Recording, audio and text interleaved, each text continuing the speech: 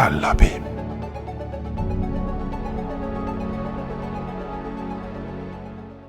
Salut à toutes et tous et bienvenue à un nouvel regard dans l'abîme, deuxième épisode. Salut Jules. Ah, salut. Oh, ouais, quand même. Politesse. On est une nouvelle fois, ça approche les fêtes, tout ça. Personnellement, je m'en cague. Dans le train. Voilà. C'est comme ça, c'est dit. Toi, non, toi, les petits. Donc, Ouais, non, moi, je il m'en faut fous avaler. Mais toi, tu dois jouer au truc des nazis là, Si, pour c'est Noël. prévu, les 23 décembre, c'est prévu. Voilà, passer de bons réveillons. C'est les 23 décembre, c'est prévu. C'est 23 prévu. Donc voilà, encore une fois, merci à tous ceux qui nous suivent et nous écoutent et qui passent un bon moment. Nous, en tout cas, on s'éclate à faire ça. Oui. Et espérons que pour longtemps. Mm. Donc aujourd'hui, dans les programmes, je vais parler des séries et comme Marvel est devenu la merde. Et, et dans le deuxième point, un film de A24, d'Eternal Daughter. Et toi? Et Juste moi, comme ça, on fait un petit- moi, comme c'est plus ou moins l'épisode de Noël, on va essayer d'être dans la thématique avec Voilà, c'est un ça. film de Noël et une série. Alors, c'est pas une série de Noël, mais c'est tellement barré que ça va bien avec l'esprit de Noël, je trouve. Ok. Donc voilà. Donc, je vais partir, cash, directement. Donc, je vais vous parler de la série que je vous annonce déjà, j'adorais, Loki, que après sa deuxième saison, c'est logiquement fini. Disclaimer, ça va spoiler dans tous les sens parce qu'il faut que je spoil pour parler. Mm. Parce que je vais parler d'une série que j'ai beaucoup aimée. Et comment les MCU, il est devenu une grosse merde. Mais on a la chance d'avoir des bonnes séries Heureusement. à côté. Ouais, On verra qu'est-ce que ça va Bah, donner. c'est comme dans l'univers de Star Wars. Hein, Ouais. L'univers de Star Wars, il y a beaucoup de daubes et de temps en temps, il y a une série qui vient et qui. Tout à fait. Hausse Donc, un peu le niveau. pour placer un peu les contextes à niveau d'histoire, donc forcément, je ne parlais ni d'ordinateur, tout ça. Bon, dire que l'acteur de Loki, il est toujours aussi bon que dans tous les films, particulièrement dans cette série-là. Pour mettre en contexte, je commence direct sur les spoils. Et si vous ne l'avez pas vu jusqu'à maintenant, encore vous savez le temps. C'est la première. On va parler de la première saga, on va dire, de l'MCU qui finit sur Infinity Wars. Dedans, il y a beaucoup de merde que je ne nommerai pas. Oh, peut-être oui, mais mais il y a des autres qui sont bien. Et Infinity Wars, c'est pas ouf, mais cependant, Endgame, c'était très bien. Oui. Donc, il y a des autres, hein, la saga Gardien de la Galaxie. Et en plus, c'est un thème que nous, personnellement, on discute beaucoup. Oui, mais Et que je pense qu'on n'a jamais parlé dans l'émission Non. de l'MCU, Marvel, C'est etc. ça. Après, le premier cycle était quand même. Comparé au deuxième cycle. C'est ce qu'on peut parler, deuxième cycle, Ouais, le truc à la bolée qui s'essaie de lancer C'est ça. comme ça, Le- dit hop. C'est ça. Le premier cycle se tenait quand même pas mal. Il y a quelques films un peu en dessous, mais globalement. Il y avait de grosses daubes quand Ah oui, même. oui. Les films les mieux classifiés pour tous les gens, tous les déjà, Civil War, Black Panther, etc. C'est de la merde. C'est ça. Voilà, c'est de ça, la c'est merde. C'est la merde en barre. C'est ça, mais moi, c'est- à cette période, on allait voir à chaque fois que ça sortait, on allait Ouais, tous tout les à fait. voir. Et franchement, Et la là, plus- maintenant, j'ai voilà. plus envie d'aller voir rien La du tout. plupart du temps, on passait un bon moment devant. Quoi. Oui, quand- c'est ça. Bon, après, on critiquait pas, mais Oui, bon. Après, soyons clairs, on va mettre déjà les contextes de mon avis personnel. J'étais fan des comics depuis mon plus jeune âge, notamment X-Men, mais tout qu'il y a autour, mais tout l'univers. Soit DC, soit Marvel, je ne fais pas de distinction, je ne suis pas un fanboy dans ce sens-là. Donc, j'ai toujours aimé, donc j'ai forcément un accroche spécial quand l'MCU il a démarré. Même s'il y avait déjà eu des films de super-héros avant, mais pas de la taille qui sont en général après sur les Marvel Cinematic Universe. Oui. Les premiers films, et donc dans tous ces films-là, il y a des bons, des mauvais, des trucs qu'on n'aime pas, des trucs que peut-être si j'aurais été pas fan des comics, j'aurais aimé, comme par exemple la Civil War, c'est clairement le cas. Je ne peux pas m'empêcher de comparer aux comics, et pour moi c'est la merde. Il fallait pas qu'il appelle Civil War en fait. Ouais, Il fallait tout à qu'il fait, trouve un tout à autre fait, titre, hein. tout à fait. Ça Mais bon. se serait peut-être Je mieux pense qu'il y passé. avait plus de trucs que ça dans les scripts, mais c'est pas grave. Oui, Cependant, c'est un univers hyper maquetté, hyper déjà construit avec une base. Forcément qu'à niveau marketing, ça fonctionnait de ouf, hein, parce qu'ils ont gagné des thunes tout azimut. C'est tant mieux pour eux, mais on met un peu le cinéma mal à l'aise dans le sens de que c'est des scripts complètement formatés. Sont un type pour pas agresser ni personne d'un côté ni de l'autre, qui ça passe tout plat, tout bidon. Je conseille une vidéo qui, je ne me souviens pas, peut-être je mettrai en commentaire quelque part, qui parlait pourquoi on s'en souvient presque jamais d'aucune bande son de Marvel. On a raison de parce qu'un tellement aplati que c'est comme un son de fond. Bon, maintenant, oui, il y a quand même. T'as le thème des Avengers qui est bien. Oui, il y a 2 ou 3 thèmes qui se souviennent, mais on a 20 et quelques films. Ah oui, non. Si tu parles de l'avance d'Iron Man, franchement, alors là, oui. Aucun des 3. Hein. Tu retiens juste les chansons de cas quand il arrive sur la CDC, des trucs comme ça, quoi. À mon avis, il est censé tomber dans la naïveté de dire ouais, les comics ils sont bien. Oui, les comics ils sont plus liberté. Ils sont quand même aussi faits pour vendre beaucoup, hein, parce que les marchés français, il est quand même tenu, mais les marchés américains, c'est de la folie par rapport à la comics. C'est quelque chose que c'est pas au niveau du manga en Japon, mais c'est vraiment quelque chose de marqué, que ça fonctionne, que c'est intégré dans la société, et que ça bouge beaucoup.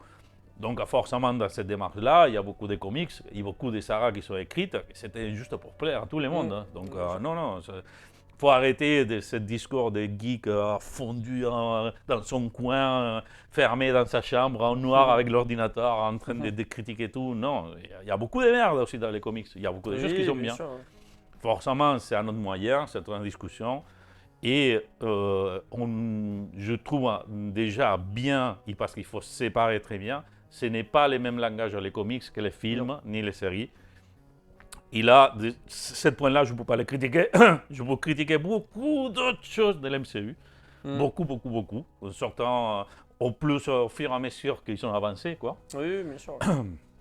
Ils sont de faire des trucs complètement embarrés, bref.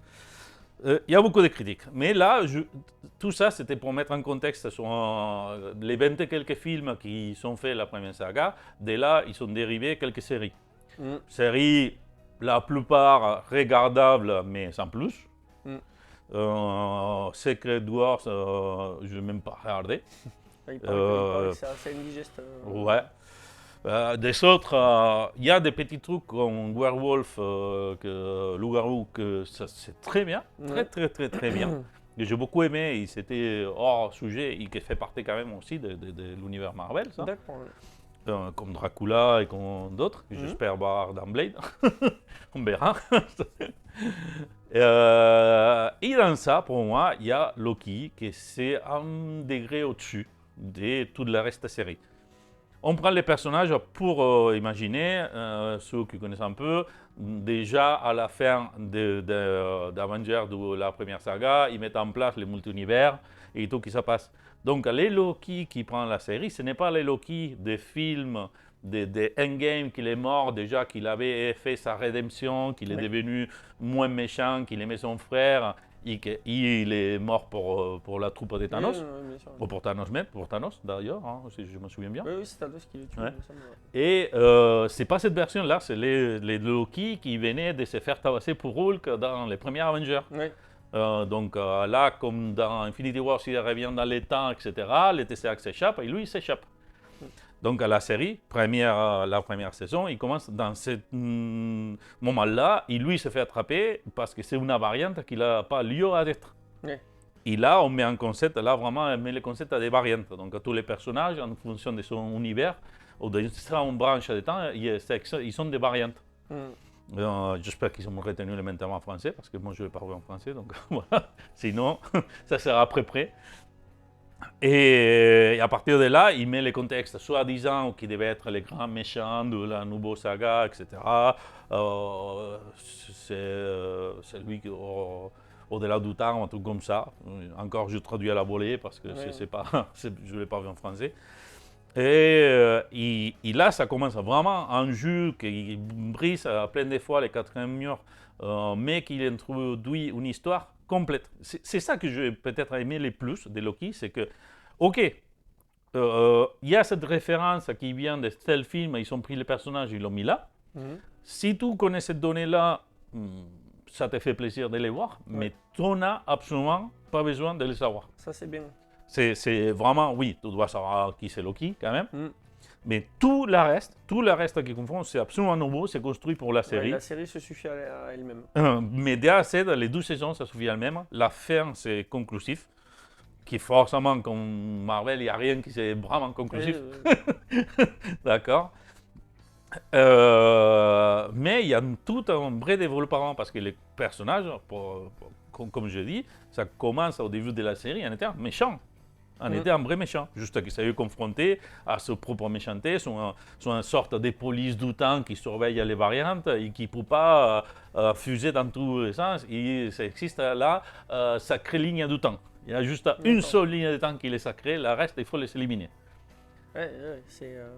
Oui, non, mais en plus... c'est radical. Oui, mais soi-disant, c'est pour préserver les temps. Tout ça, c'est justifié dans tous les personnages qui sont dedans. C'est soi-disant pour faire les biens, quoi. c'est pour une raison de ce genre. Il y a beaucoup de dents dans les TVA qui s'appellent, je ne vais même pas rester traduit en français, au AVT, peut-être un des deux. Sont sortis, je sais, je te spoil à mort. Et déjà, ils ont fait un choix que j'ai beaucoup aimé, que c'est ils ont placé ce que c'est le langage liminal, je ne sais pas si tu en as entendu parler. C'est ce genre d'espace neutre qui nous génère une sorte de mal-être, tu sais, comme les espaces vides des années 50, 60, qui sont très diaphanes, plats, des couleurs verts, etc. Il y a par exemple les décors, on voit, il y a un moment donné qu'ils vont manger de la tarte, parce qu'il y a un des personnages qui aime beaucoup manger de la tarte. Et c'est toute une salle vide, juste qu'il y a des petits vitres avec des morceaux de tarte dedans, quoi. Mais on a chié, quoi, beaucoup, avec 12 tables. Et donc, donne vraiment cette impression d'être un peu hors les temps. De vraiment être en sorte de police dans une société qui tout, il est comme ça, c'est atemporel. Il y a des choses qui ça pourrait être considéré hyper vintage, comme des autres, qui ça pourrait être hyper moderne. Mais tous avec cette petite truc de mal-être, tu sais, c'est même pas des mal-être, c'est des fascinations plutôt. C'est entre les mal-être et la fascination. D'accord. Tous les décors, ils sont planés comme ça. Donc, sans trop rentrer dans les détails, il parle une première saison où il commence à se développer les personnages, il croise à plein de variantes, et c'est une excuse plus que nickel pour trouver je ne sais pas combien de Loki qui existent dans les comics. Donc, il y a les Loki lézards, les Loki classiques, les Loki enfants, il y a des tonnes de Loki. Parce que chacun à sa façon, tous les Loki s'essayent de fuir, d'être éliminés, parce que la variante, il faut qu'ils soient éliminés. Donc, tous les Loki, ils s'essayent tout le temps de fuir. Et pour toute une série de trucs, lui, il se trouve à chasser un des Loki qui risque de casser le temps. D'accord, de casser les temps. Et dans cette aventure-là, il se trouve amené à la fin du temps, où il vit, c'est lui que vit au-delà, comment ils se traduisent, les soi-disant méchants, que ça n'attend encore qu'il a eu des casséroles partout maintenant, qu'il est il est en prison et tout. Bref, ils ne savent pas s'il va continuer. Un peu à la Ezra Miller, machin. Et l'autre, un truc assez marrant, parce que l'autre Loki qui peut casser les temps, en fait, c'est une fille. Et que lui finit en quelque sorte amoureux d'elle. Il est amoureux de lui-même. De lui-même, normal. Bon, après, ça va bien avec Loki. Hein, oui. Et la première saison, il finit, et tout ce gars-là, et l'univers, il explose. En fait, toutes les lignes temporelles ils sont libres et tout il se développe en même temps. Parce qu'elle croit qu'en fait, on est dominé par un dictateur et qu'il faut laisser les lignes de temps vivre. D'accord. Dans la deuxième saison, que pour moi, j'adorais. Vraiment, j'adorais surtout la fin. C'est génial. Encore une fois, mettant en contexte sur l'univers MCU, c'est pas un chef-d'œuvre, c'est pas du tout ça. C'est vraiment un kiff personnel. Mais je trouvais que vraiment, plein de films et des histoires qui sont faits Marvel, ils devaient prendre l'exemple de cette narration-là qui sont faits autoconclusive, une histoire sur un personnage, comme tu pouvais avoir sur les comics. Tu lisais 4 à 5 comics sur un saga, ou des fois des crossovers qui s'arrivaient. Mais ça te suffit elle-même. Tu sais, tu avais déjà la référence à des comics. Il te dit, ok, d'accord, j'ai raté quelques personnages qui parlent là, mais l'histoire, ça suffit elle-même. Tu comprends, ouais. C'est d'ailleurs le problème du deuxième cycle de Marvel. C'est-à-dire que si tu n'as pas Disney+, tu comprends que dalle, quoi. Si tu vas que voir les films, tu loupes, t'as des intrigues qui s'imbriquent. Déjà pour Infinity War, c'était un peu le cas. Ouais, c'était un peu limite. Mais bon, déjà. comme ça avait été bien mené, où il y avait eu quand même une hype qu'il avait monté petit à petit, etc. Là, en fait, je pense que l'MCU, il avait monté très bas. Donc la hype, il a monté en crescendo jusqu'à arriver au dernier Avengers. Et là, en fait, c'était une sorte de conclusion. Donc là, il a fait tout. Les flancs, il s'est démonté. C'est ça. Et où il croyait être encore dans l'eau de la crête, et non. Mais je pense qu'ils ont sincèrement cru qu'avec Disney+, et en vrai, quelque part, ça leur a demandé un travail de malade de tout imbriquer, d'imbriquer les séries, les films, les machins. Mais oui, un travail de malade au coup d'exploiter les scénaristes, de payer de la merde. Quand tu apprends qu'un de ces scénaristes de She-Hulk, tu aimes ou tu n'aimes pas la série, il avait été payé $350 pour un script, c'est vraiment... Bon, j'imagine bien que c'est un scénariste entre la dizaine qui sont participés. Surtout venant de Disney et du pouvoir financier qu'ils ont. C'est honteux, c'est honteux. De toute façon, quand tu vois les dernières déclarations qu'ils font, tu te dis, les mecs, ils ont... c'est à la Netflix que tu signes un contrat, et imaginez, ton image il est vendue à reste de ta vie. C'est Black Mirror, un des derniers épisodes, si tu n'as pas vu, il parle juste de ça. D'accord. J'irai voir ça. Ouais, c'est... Et bon, bref, pour en revenir à la série, donc à la deuxième saison, il met en place l'évolution de personnages, parce que quand ils sont cassés ou tués, les chefs ou les dieux, celui qui contrôlait tout ça, tout commence à s'effondrer. Oui.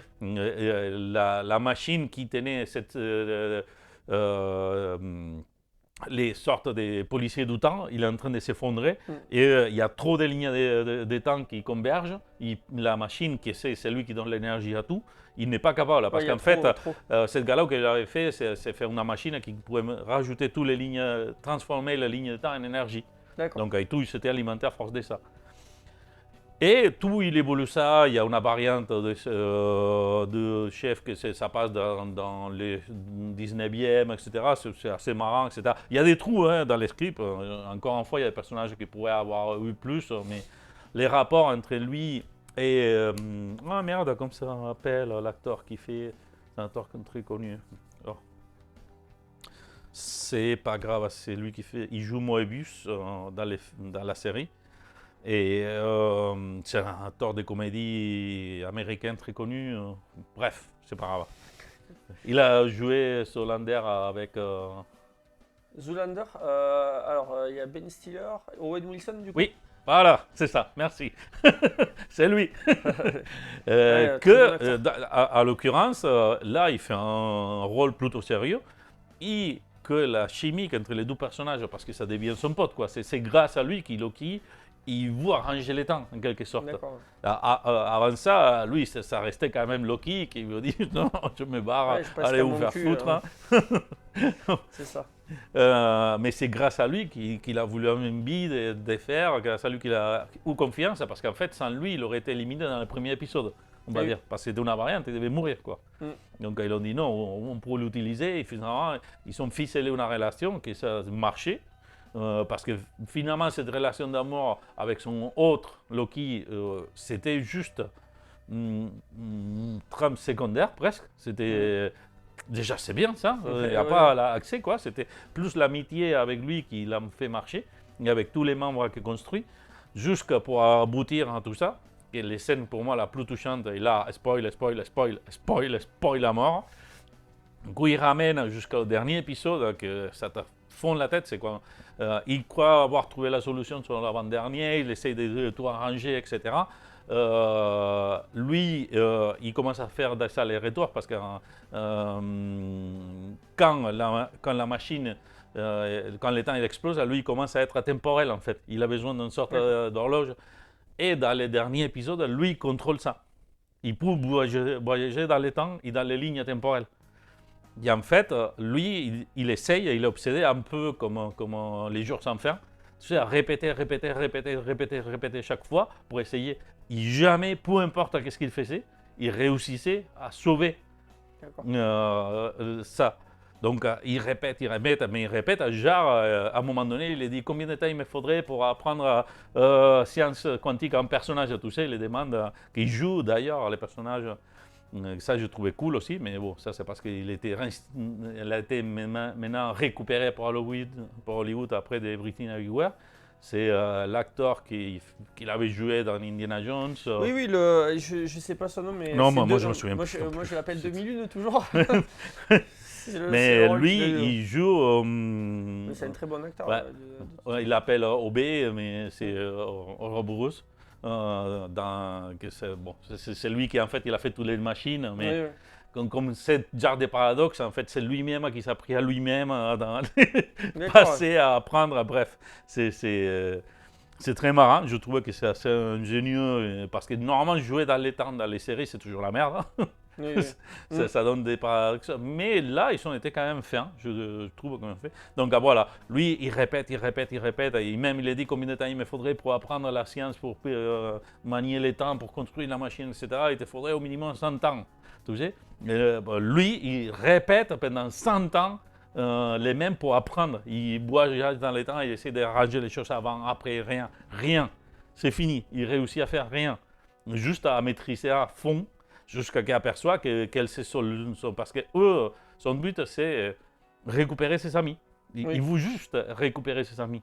Revivre les temps à aller faire des aventures. Il le dit même, il veut faire ça tout le temps avec ses amis.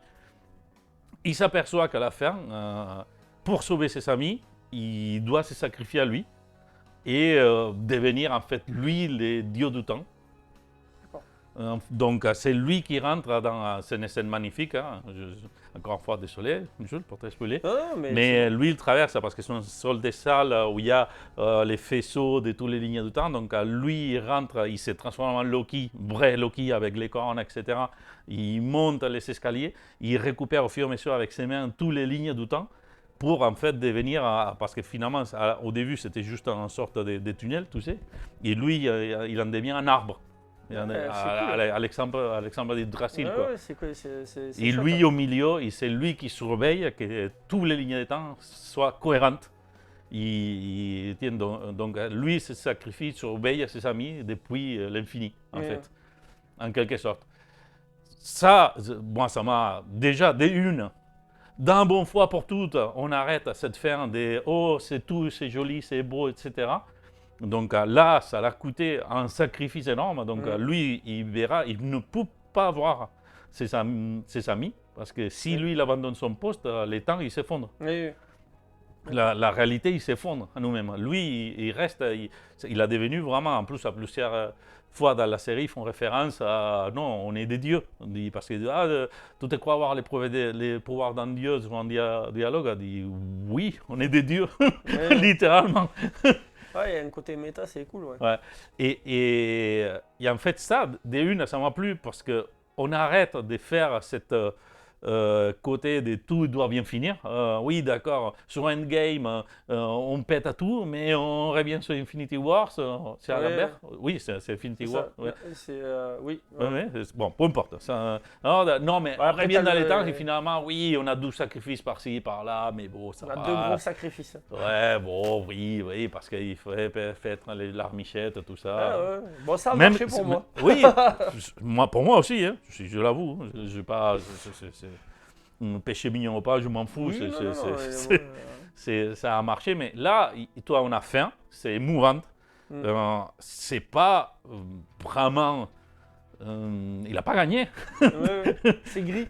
Oui, c'est ça. C'est pas tout blanc, c'est pas tout noir. C'est ça. Il y a du bon et il y a du moins bon. Tous les personnes, effectivement, il a réussi ce qu'il voulait. Tous ses amis, ils sont libres de devenir ce qu'ils veulent. Ils sont libres d'être attachés à une ligne, à la sacre ligne du temps, etc. Ils sont vraiment libres. Et ça, franchement, ça me fond le corps qu'ils soient capables d'écrire ça. Et après, ils faire des fils de merde à côté, quoi. C'est parce que là, vraiment, je ne sais pas qui a fait les scénaristes, rien. Ou est-ce que vraiment l'acteur de Loki, je pense qu'il était très impliqué oui. dans le script. Alors, je ne sais pas s'il est impliqué dans le script, mais je pense ce que oui. j'allais te dire, c'est-à-dire que quand tu as un acteur qui est quand même assez... parce qu'on en parle pas... Je ne sais pas à quel point il est reconnu, mais moi je trouve que c'est vraiment un acteur formidable, ce type. Ouais. Et je pense que c'est le genre de gars qui peut te porter un projet. C'est-à-dire que... mais moi, j'ai ressenti en voyant la série que lui, il a eu beaucoup à dire dans l'évolution. C'est ça, parce que c'est des gars qui, par leur jeu, par ce qu'ils apportent aux personnages et tout, arrivent à te magnifier un truc, quoi. Ouais. Moi, j'ai l'espoir qu'après une fin comme ça, ils les font pas revenir. Franchement, j'espère pas les font revenir. C'est pas impossible, en caméo par-ci par-là, ça reste quand même un être tout puissant maintenant qui contrôle les temps, mine de rien, quoi. Après, de ce que tu me dis, oui, après il peut faire un Deus Ex Machina à droite à gauche, histoire pour le mais ça, tu vois, ça c'est les trucs qui pourraient gâcher. Bon, exactement. La série, là, je m'en fous qu'est-ce qui se passe après, j'ai aimé, c'est douceur. Pour moi, ça conclut l'histoire. Ça marche très bien. Oui. Tu peux la voir, la série, sans connaître forcément tout de chaque personnage. Il y a quelques références, mais c'est pas foufou.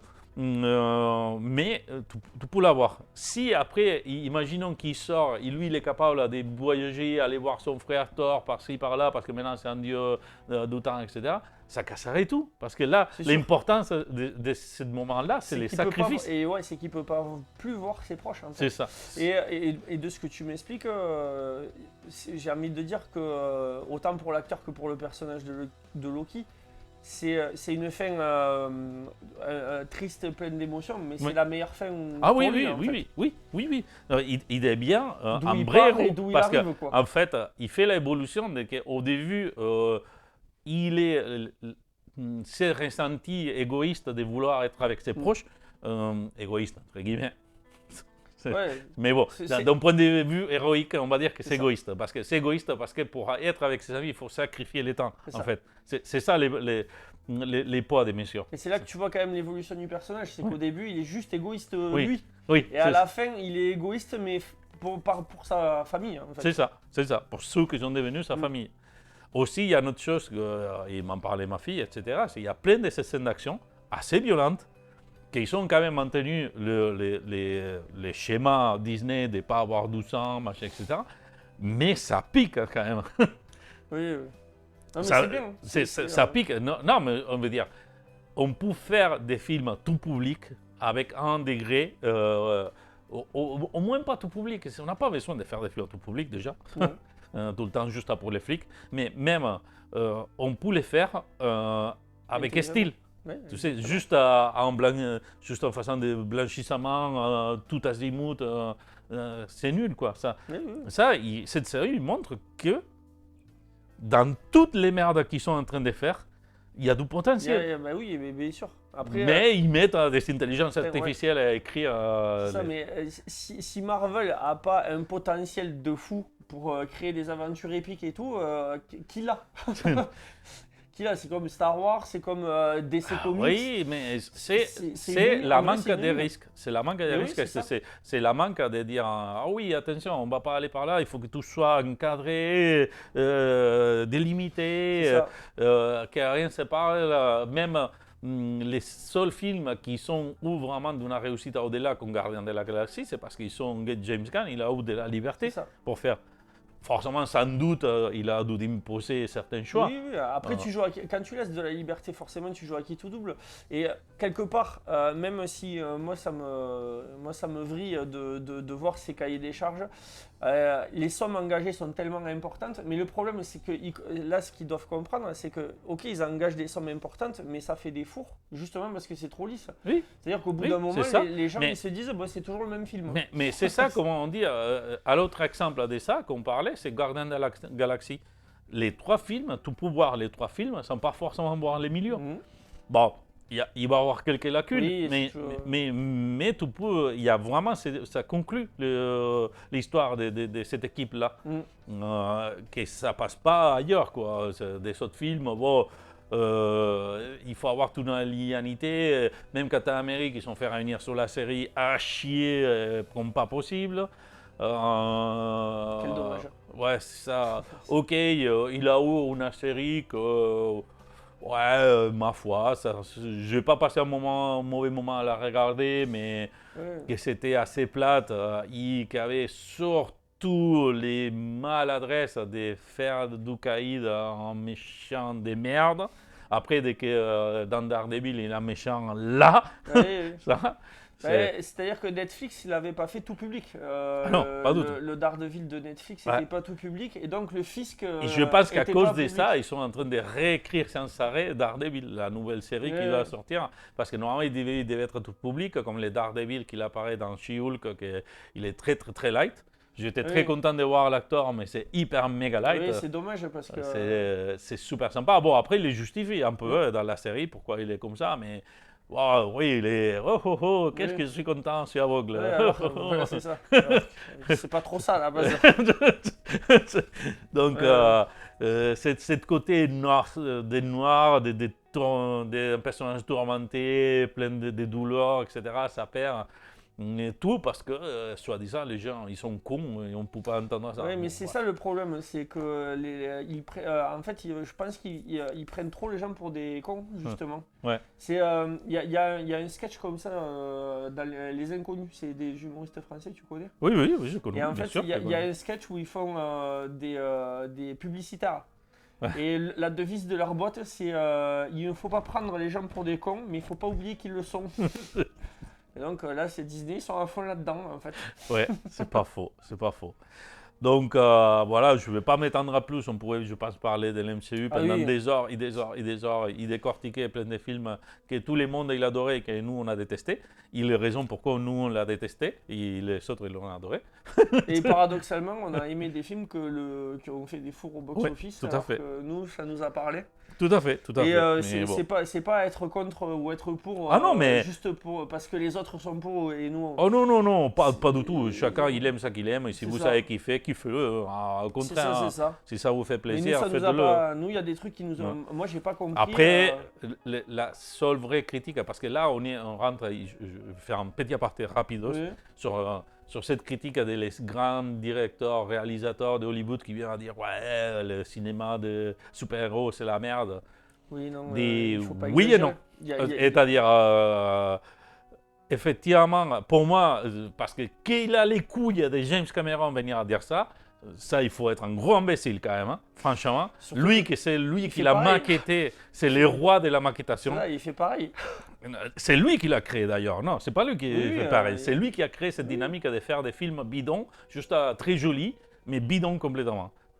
Et je dis rien de plus parce que je suis énervé. Ouais, il a eu quelques fulgurances. Non, mais je quand parle même. pas des anciens, bien Par sûr. d'Avatar. Voilà, je parle d'Avatar. Des Titanic, par exemple, là aussi, ils ont un Oui. film de merde. hein, ça, Bref, je suis désolé. Ça. C'est comme ça. mais c'est très, très, très, très restreint juste à résumer un film de merde. C'est pas vrai, parce qu'il y a des trucs bien, des trucs mal, etc. Dans Avatar, il n'y a rien de bien, mais c'est pas grave, sauf les effets spéciaux.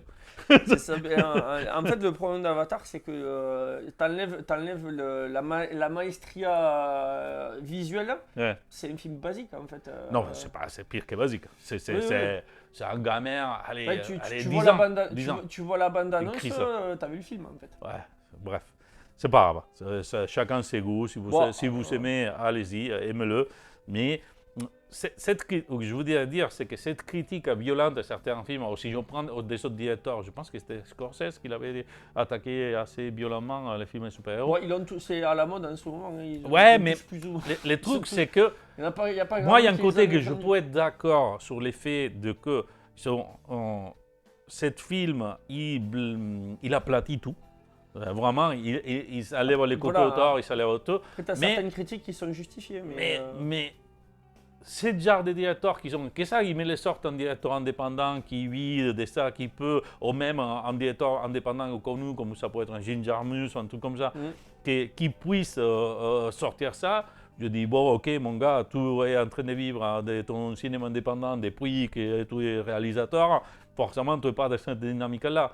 Mais des directeurs qui sont de la machinerie d'Hollywood, juste qui sont su se mettre, parce que la machinerie d'Hollywood, il est formaté, quoi.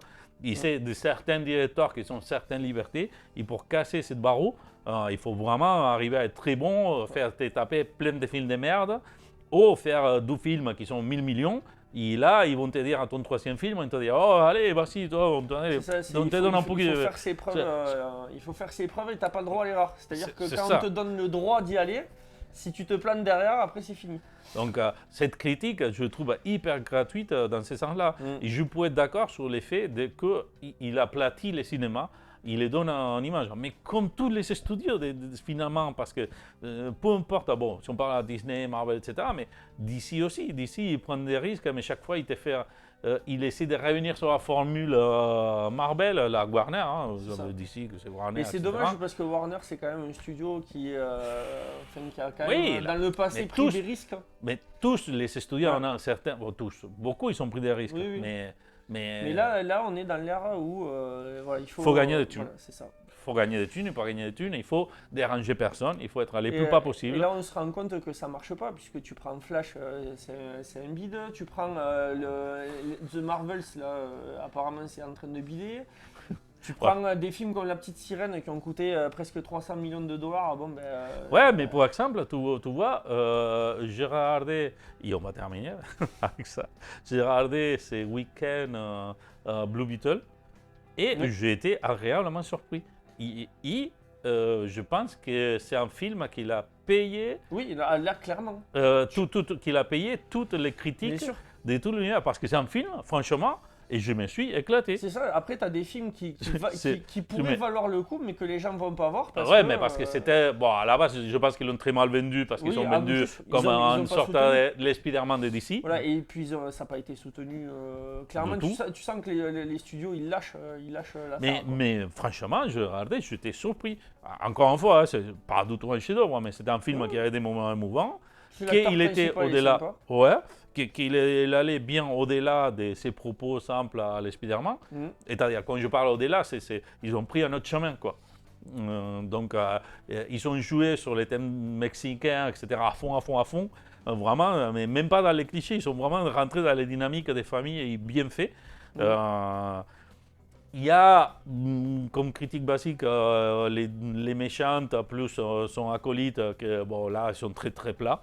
Très plat, je suis méchant, mais c'est aussi le problème de ces derniers films, c'est que les méchants sont justement plats. Ouais, c'est pas mais là, à l'occurrence, les films, il avait des autres valeurs que ça c'était cool. Bon, bref, allez, encore on va en balayer.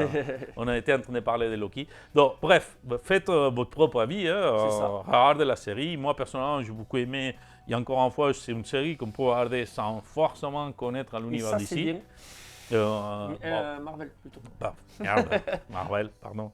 Est-ce qu'on saute d'un truc à l'autre? Passe du coq à l'âne, c'est normal. C'est ça. Faites vos propres avis, comme je dis. Et moi, je trouve que c'est vraiment, il faudrait tirer des leçons, de voir les choses qui marchent, et voir que prendre les risques, c'est pas si mal. Que les humains, on n'est pas si plat juste qu'on souhaite voir nos héros gagner, parce que la vie, c'est pas comme ça. Non. On ne gagne pas tout le temps. Non, mais quand même qu'on gagne. Moi, je trouve l'important quand tu vas au cinéma, c'est l'émotion que tu vas pouvoir ressentir. Oui, mais en plus de vivre l'aventure. Si on parle des clichés comics, je ne sais pas de m'allonger, mais là, si on plonge dans les clichés comics, en fait, finalement, les clichés, effectivement, quand ils sont apparus les premiers, les années 50-60, et après, avec les guerres du Vietnam, tout ça, qu'ils ont signifié, ce film, il avait, oui, vraiment les valeurs de l'héros, de mettre en valeur l'héros, etc. À partir de l'évolution qu'ils ont passée sur les années 80-90, les comics, ils prennent autre allure, et les personnages, ils doivent raconter des histoires, et tous ceux qui ont grandi sur cette comics-là, on n'était pas sur des personnages blancs ou noirs, quoi. Par exemple, si je parle de mon personnage préféré, que c'était Wolverine à l'époque, maintenant j'ai plus basculé sur les côtés Sandman, tout ça, depuis des années. Mais c'est vrai que dans X-Men, c'était un personnage qui était ni gentil, Ouais, c'est c'était ça. un connard fini la plupart du temps.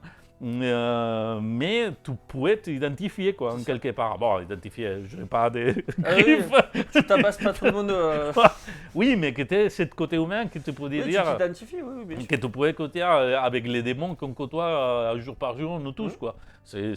Parce qu'on est tous ni blanc ni noir, on est tous gris. Bien sûr. Ouais. Et on fait tous des Et conneries, on fait tous des merdes. Dans les comics, tu as aussi Iron Man qui a une période où il est alcoolique, où Ouais, il est ouais, c'est dépressif, ça. C'est ça. où il perd, C'est il ça. perd tout. Et ouais, ça existe, mais c'est Dans les plus. comics. Non, non, dans la série quand même, il y a Oui.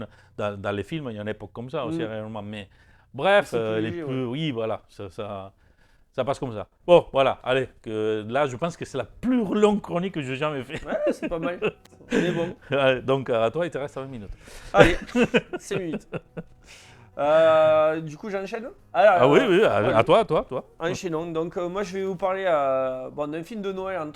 Oui, c'est un film de Noël, mais pas assez particulier, qui s'appelle Violent Night. Donc, Nuit violente. Oui, c'est un film de Noël. On va voir pourquoi. Donc, au C'est Québec. dommage, il fallait avoir imprimé l'affiche pour comprendre. Ouais. Allez voir la bande-annonce, c'est pépite.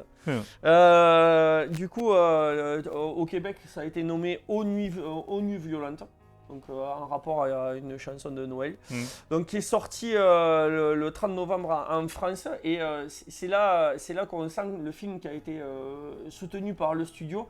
C'est-à-dire que le film est sorti d'abord en Europe, puis aux États-Unis. Donc là, on sent que c'est pas le film qui est ultra soutenu Ouais. par son. Il dit, oh là là, important, les films de Noël violents, tout ça, ils sont en longue tradition. Ouais. Mais en fait, c'est sorti donc fin novembre en France et c'est sorti quelques jours après. C'est sorti, je crois, le 2 ou le 6 décembre aux États-Unis. Donc c'est un film qui a été classé dans les comédies noires, action fantastique. Ça a été produit par 87 Productions et c'est distribué par Universal, quand même, qui est un gros studio. C'est réalisé par Tommy Wirkola. Alors je ne sais pas trop comment ça se prononce puisque c'est un réalisateur norvégien, donc je ne sais pas trop comment. Dans le fait d'armes, il y a 2 faits d'armes. Donc il a Seven Sisters, c'est lui qui a réalisé Seven Sisters avec Noomi Rapace qui est sorti en 2017. Ah oui, d'accord. Ah oui, Seven Sisters, c'est vrai. Ouais. Oh punaise. Je ne l'ai pas regardé. Qui est ok. pas Il paraît, c'est plus si c'est assez moi. inégal mais pas mal. Moi j'avais bien aimé, j'avais passé un bon moment devant. Écoute, je regarderai. Je vais C'était chercher. sympa, une petite dystopie. Une dystopie. Après, il a fait un film qui a été pendant longtemps sur Amazon. Et là, j'ai regardé parce que j'étais curieux du coup de le voir et il n'y est plus, temporairement. Il a fait Dead Snow. C'est un des films qu'il a fait connaître en Norvège. C'est un film norvégien où en fait c'est une bande de jeunes qui vont faire la fête dans un chalet. Bien sûr, reculer de tout, bien sûr, maudit. On les prévient d'ailleurs, hein, on leur dit de ne pas trop aller traîner Ça là-bas me parce que c'est parle maudit. beaucoup ça, mais je pense que je l'ai vu. Et en fait, quand ils vont faire la fête, ils se retrouvent assaillis par des zombies nazis. Ah oui, bien sûr, oui. Ouais. Ah, moi j'ai bien aimé. Ah ouais, C'était un bon moment. C'est ça, c'est Ouais, série c'était Z. Ouais, Série Z sympa. sans prétention, mais c'était sympa, ouais. Mais c'était bien foutu Voilà, quand même. et son plus gros succès, bizarrement, c'est un de ses plus gros échecs critiques. Hein, c'est-à-dire que la critique l'a trouvé naze et ça a très bien marché au niveau du public. C'est Hansel et Gretel Witch Hunter, chasseur de sorcières, Oh, avec Jérémy Renner, quand même, Hawkeye, qui est présent dedans. ouais, celui-là, je n'ai pas un bon souvenir, moi. Voilà, et on peut dire que c'est un peu le Witcher du pauvre, et qui malgré des critiques voilà, qui ont été pourries, oui, mais il vaguait sur les Stella de Van Helsing. et ça a fait un gros succès quand même, parce que le film a eu un budget de 50 millions et il en a rapporté 227. Oui. Donc c'est ce qui lui a donné d'ailleurs un peu pignon sur rue après à Hollywood, enfin un peu pignon. Enfin, il a pu faire quelques projets. Donc dans ce film, on retrouve d'ailleurs, on retrouve surtout deux acteurs qui sont vraiment très connus. Il y a David Harbour, Ouais. qui est connu pour son rôle dans Stranger Things, le papa Pas de que, quand Eleven. même. Non, pas que. Il est connu pour Hellboy et après il a fait énormément de rôles secondaires. Il apparaît dans énormément de gros blockbusters, dans énormément de séries.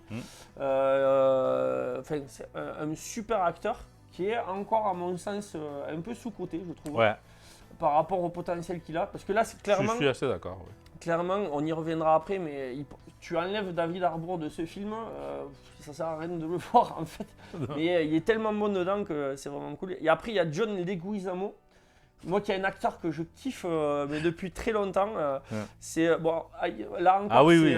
il est abonné au second rôle. C'est pas le genre de gars qui a le rôle principal, mais 2-3 rôles marquants. Moi par exemple, il m'avait beaucoup impressionné. Alors c'est con, hein, dans Roméo plus Juliette, hein, il joue le rôle de Ouais, Tybalt. mais il a fait des rôles très sérieux Ouais, aussi. ouais, Hein. et il est vachement marquant dedans. Il a joué dans Moulin Rouge où il fait Toulouse de Lautrec, je crois. Il fait le rôle d'un peintre. Et après, il fait la voix de Sid dans L'Âge de glace. Il a joué dans il apparaît plusieurs fois dans les John Wick aussi. Mais dans des rôles secondaires. Alors, Je pense. Ah oui. il m'a pas marqué parce que là. Ouais, moi, je préfère dans les rôles de. Je suis pas en train de confondre. Ah non, je dis une connerie. Non. Oui, je suis en train de confondre. Allez, passons. Voilà. Et après, il y a un acteur que j'aime bien, mais qui en est au tout début de sa carrière, c'est Arel Hassel, c'est un acteur britannique qui s'est fait connaître dans The Boys. Il joue le rôle de l'homme invisible qui se fait poutrer. Qui se fait poutrer Qu'il n'a d'explosifs. pas duré d'ailleurs. Il n'a pas duré, mais c'est un acteur que j'aime bien. Et malheureusement pour lui, il a joué Vicious dans Cowboy Bebop. qui a terni sa carrière à mon sens. Mais bon, après c'est un bon acteur. Bon là il se contente du minimum syndical dans ce truc.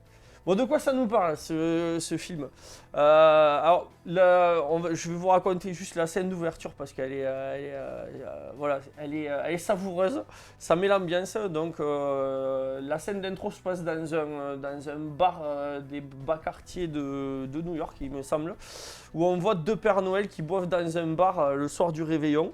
Donc l'un d'eux est dans un état d'ébriété assez avancé et limite il a un discours assez négatif des fêtes de Noël. En gros, il dit qu'il est de plus en plus déçu des fêtes de Noël, que les enfants sont pourri gâtés, qu'ils n'ont pas le sens, en gros que Noël a perdu tout sens familial, tout sens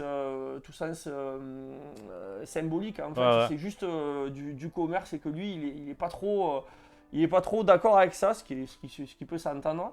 Et il pense raccrocher Est-ce après. que quelquefois dans l'histoire, Noël a été autre chose que ça? Il y a le symbole religieux, il y a des trucs qui vont avec, mais... donc c'était quand même bien la merde. Il y a beaucoup de mercantile quand même. J'aime pas Noël. Et donc il pense raccrocher, il dit que pour lui il va faire sa dernière tournée et qu'après il s'arrêtera. Voilà, tout le monde se regarde un peu. Et donc il part en direction du toit, il s'en va comme ça, il claque le verre et il s'en va en direction du toit et la barmaid elle reste un peu interloquée. Elle dit mais vous n'avez pas le droit d'aller sur le toit, vous n'avez pas le droit. Elle lui court après et il s'avère que ce Père Noël désabusé, c'est le vrai Père Noël en fait. Sur le toit, il y a les cacahuètes. voilà, il y a les rennes. Il y a les rennes qui l'attendent et donc elle part. Les rennes ils sont désabusés aussi. Ouais, il y en a un, alors je sais pas si c'est dans cette scène ou dans la scène d'après, mais il y a un des rennes qui chie sur un toit, carrément. Et donc il y a le Père Noël, David Harbour, qui dit « Ah mais non, c'est pas professionnel, c'est pas possible !» Et donc il décolle avec le renne sous les yeux de la barmaid qui est émerveillée de voir que le Père Noël existe. Et en fait, sur un virage, comme il est bourré, il vomit sur la barmaid en fait. Et ça, c'est la fin de la scène d'intro. Ça met le décor en place. Donc, Oh punaise, ah ouais, ils sont poussés loin les bouchons oui, quand même. Non, mais là, je pense que les scénaristes se sont fait un kiff. Ils ont fait une soirée en fait alcoolisée, voire plus. Et ils ont fait un scénario là-dessus. Ouais. Et C'était un bizarrement- pari. Est-ce que toi, pas les couilles à les C'est mettre ça. les parents en train de vomir sur les toits? Mais ce que j'ai trouvé cool, c'est que il y a le film. C'est-à-dire Ouais, que ouais. c'est- Oui, oui, oui. ça a été validé par un studio parce que c'est une image assez négative du Père Noël, mais c'est passé. Et donc on se retrouve ensuite dans les quartiers riches où on suit le début du réveillon de la famille Leyston, bon, qui est une famille de milliardaires accomplis. Et donc on suit plus précisément l'évolution d'une petite qui s'appelle Trudy et qui est clairement un petit ange. Elle est très ingénue, elle, Noël c'est la magie, c'est vraiment la petite fille Ouais. qui est émerveillée par Noël et qui se retrouve dans une famille de riches milliardaires. Un peu désabusés, les parents sont divorcés, y a la famille, ils sont tous tarés en fait. Il y a la mère, c'est la matriarche, c'est une despote qui pense qu'au pognon et qui casse tous ses gamins et ses petits-enfants en fait. Et après, t'as sa tante, la tante de la petite, elle pense qu'à l'héritage, tout est fait pour être un peu désabusé quoi. Et bon, il y a cette petite qui est un peu la lumière de ça et de ce film et qui va se retrouver dans une réunion de famille dans un réveillon qui va tourner assez mal parce qu'en plein milieu de la nuit, il y a un commando qui attaque le manoir dans lequel ils sont pour voler de l'argent à la famille Leston et donc ils sont pris en otage. Ça part en couille. Et il s'avère que pendant qu'il y a les mercenaires qui arrivent et qui attaquent, David Harbour, le Père Noël, est en train de livrer les cadeaux dans cette maison. Enfin, plus précisément, il est en train de cuver dans un fauteuil massant à côté du feu. En fait, il est réveillé par les coups de feu. En fait, il était en train de dormir parce qu'il avait livré les cadeaux, mais il a pris une bouteille de rhum à côté et après il s'est mis bien quoi. Et quand il s'aperçoit qu'il y a cette petite fille qui fait partie de la liste des enfants sages, il décide de la sauver et de l'aider. D'accord. Et là c'est là que ça commence. Ça doit partir bien sous cette. C'est Ouais, ça. par rapport à la bande-annonce, ça partait bien sous C'est cette. ça. Et après, il faut voir. Il faut juste voir parce que c'est magique. C'est un Est-ce film. qu'on récupère l'esprit de Noël à la fin? Ah ouais, mais en fait, le film a le cul entre deux chaises, quasi tout le temps. En fait, c'est assez déroutant même par moment. C'est-à-dire que ça fait le résultat, c'est que c'est un film inégal. Hein. C'est pas c'est pas un chef-d'œuvre. C'est un film d'action, une comédie d'action, mais qui prend tous les codes des comédies de Noël, le truc un peu cucu, les couples, les couples qui veulent se rabibocher, les trucs. Ça part des téléfilms de Noël, mais après ça glisse dans 58 minutes pour vivre, dans Die Hard 2 en fait. C'est assez Ouais, c'est ça assez étonnant. promet. Donc, d'ailleurs, moi, ce qui m'a beaucoup plu dans ce film et j'ai passé un très très beau moment devant, c'est que c'est une ode au film d'action des années 90, en fait, un peu décomplexé, où il y a plein de références. Bon, la référence principale, pour moi, hein, après, vous regarderez et vous ferez votre propre idée. Moi, la référence principale, bon, c'est Die Hard 2, hein, clairement. Il y a des petits clins d'œil à Rambo. Il y a un moment donné où David Harbour il se fait blesser, il se met torse nu, et il se recoule lui-même tout seul avec le sang qui coule. Ouais, c'est vraiment pas mal. Et à côté de ça, tu as toujours ces scènes un peu ingénues de la petite fille. Il y a un gros hommage aussi à un moment donné à Maman, j'ai raté l'avion. Et alors là, rien que pour ça, mais il faut le regarder le film. Parce que la violence qui est montrée, qui est dépeinte dans le film, c'est une violence qui se veut quand même assez réaliste. C'est-à-dire que quand il faut un coup de fusil à pompe sur un mec, le mec il est coupé en deux, il y a sa scène de partout. Et du coup, à un moment donné, il y a la petite fille qui met les pièges de Maman, j'ai raté l'avion, sauf que les dégâts que provoquent les pièges sont réels en fait, c'est pas cartoonesque en fait. C'est ça. Et il faut voir. Il faut voir, c'est magique. C'est génial. Et du coup, ça donne, comme je vous disais, un mélange étrange qui est vraiment parfois déroutant parce qu'on passe de la comédie à l'action, à une action débridée. Parfois, c'est un peu mal équilibré, Mais à la fin, c'est que on a un film d'action qui est survitaminé, qui est par moments même limite à la limite du gore, et, avec beaucoup de violence, beaucoup de fun. Enfin voilà, il faut juste quand vous regardez ce film, c'est une comédie d'action. Il faut pas regarder ça. Oui, oui, c'est pour passer Voilà. un... C'est pas un film où on va devenir plus intelligent à la fin, clairement pas. Ouais, mais tu passes un bon moment. Voilà, on passe un bon moment, sous réserve qu'on mette voilà, son incrédulité bien en Mais avant. oui, On se laisse porter par le truc. Ouais, mais en ce moment, c'est un courant que ça commence à marcher très bien. Hein. Bon, je pense que c'est John Wick qui a mis ça en avant. De faire cette scène d'action que tu vois clairement à un moment donné, dit non, mais là, vous abusez. Mais tant pis, tu t'éclates tellement que tu t'en fous, quoi. Et justement, les scènes d'action, pour le coup, je les ai trouvées originales parce que il y a une scène d'action, notamment la scène d'action, il y a un gros combat dans une remise où il est tout seul face au commando et il prend tout ce qu'il trouve en fait. Donc au début, il se bat avec une hache. Bon là, voilà, ce qui se passe avec la hache. C'est pas des coups, ça saigne pas, là, c'est bien. Et à la fin donc il casse la hache à un moment donné, et il se retrouve un peu acculé et il trouve 2 patins à glace de chaque côté de lui. Il se les met sur les poings. Oh là,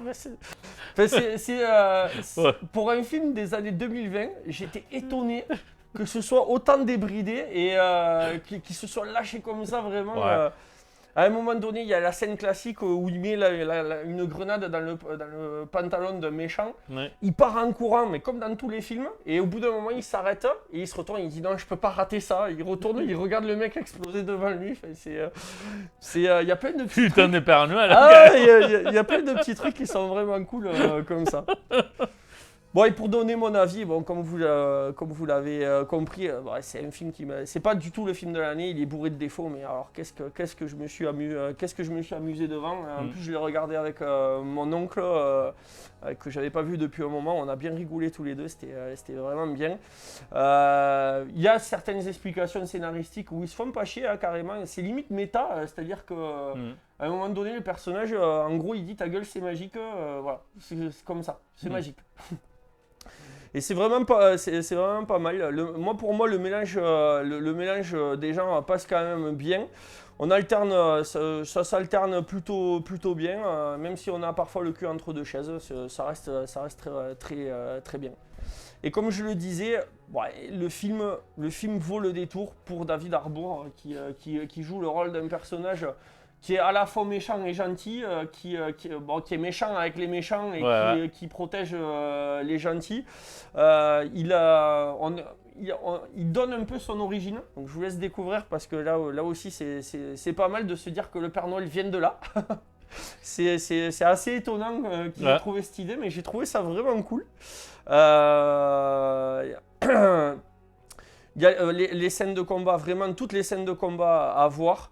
Et c'est vraiment fun, hein. Je pense que c'est un film à voir et c'est même dommage parce que c'est un film qui n'a pas été bien défendu et qui n'a pas été peut-être bien compris même, qui n'a pas été bien reçu par la critique, puisque c'est pas un film à gros budget, hein, c'est un film qui a coûté 20 millions et qui en a rapporté 70. Mais je pense que pour vous, c'est une réussite, voilà. je pense que parce que normalement, c'est 20 millions, et ça dépend de la pub, il faut compter les mêmes budgets en pub. Ils sont rentrés à peine dans leurs frais. Mais c'est un film, je pense, qui va avoir une belle vie en VOD, en DVD, tout ça. Et qui peut-être même un peu de... S'ils sortent, hein, parce que tu vois, maintenant, ils disent qu'ils sortaient un peu en VOD, mais en physique... C'est ça. Moi, pour moi, c'est un film, franchement, qui m'a marqué, hein, quand même, ça m'a marqué. Après, ça reste un film... Ouais, mais ça reste dans cette bague des films d'action que je répète, je pense que ça enclenchait. John Wick, c'est le principal représentant, mais ça enclenchait un peu avant, avec des raids, par exemple. C'est des films d'action qu'on se sépare de ces films d'action des années 80-90, très typés, avec Stallone, Schwarzenegger, Bruce Willis, etc., avec les personnages de marqués. Et là, vraiment, on est plus sur une esthétique du combat. On n'est pas sur les films hongkongiens des combats qui volent, mais parce que des raids, je pense que c'est un des premiers qui a marqué ça. C'est un film assez efficace, quoi. La trame, cherche pas, hein. Le script, c'était 3 lignes, c'est tombé. Et après, tout le reste, c'est vraiment sur les chorégraphies, sur les combats, sur la façon de filmer, sur les côtés amusants, quoi, sur les côtés fun, etc., même en étant hyper violent. Mais cette barrière, comme on disait, c'est un peu la Tarantino. Les films, il est violent jusqu'à là, mais une fois que tu dépasses cette ligne-là, c'est plus violent, quoi. On est dans la caricature, même s'il est bien fait, il marrante. On peut les trouver dans les 4 John Wick, on peut les trouver dans Mr. Nobody, que je me suis éclaté à mort sur ce film-là, que je trouve un peu de la même lignée. En plus, je trouve des parallèles. Bon, là, c'est pas les Pères Noël, mais un acteur quand même un peu âgé qui se met à faire de l'action badass à mort. Non, mais c'est vraiment étonnant. Moi, j'ai vraiment kiffé. Et il y a une de mes phrases favorites de son film, c'est quand il va pour sauver la petite. C'est la phrase d'accroche des héros des années 90, tu sais, il dit en version française, donc, parce que moi je l'écoutais en français, il se tape les mains comme ça, il dit c'est l'heure d'envoyer les marrons. Bon, c'est le genre de truc, je kiffe vraiment ça, c'est pas shakespearien pour un sou, mais alors qu'est-ce que c'est bon, surtout que ça défouraille derrière, ça défouraille comme il faut, c'est parfait. Ouais. Bon, voilà, et après c'est un film qui reste dans le moyen plus, c'est-à-dire que quand on regarde les notations, il est à 3,3 sur 5 sur Allociné, 5,8 sur 10 sur Sens Critique et sur IMDb, c'est là où il y a le plus de votants, il est à 6,7 sur 10. Quand même, c'est un film, voilà. C'est bien pour reçu, un film d'action, c'est bien reçu. Inspiré des années 90. Et pour aussi ce côté un peu déroutant. Ouais, mais tu vois, j'insiste, c'est pour moi, c'est inspiré, mais c'est à l'écart des années 90. Je ne pense pas qu'il soit sur cette bague-là. Non, tu sens que le réalisateur et les scénaristes, ils ont un amour pour cette période. Oui, non, mais avec les refs. Mais par rapport à ça que j'ai vu, je ne l'ai pas vu le film, hein, mais les scènes que j'ai vues, les bandes annonces et quelques coupures que j'ai vues par là, on est plus dans les dynamiques des combats plus modernes qu'à l'ancienne. C'est adapté au goût du jour. C'est ça.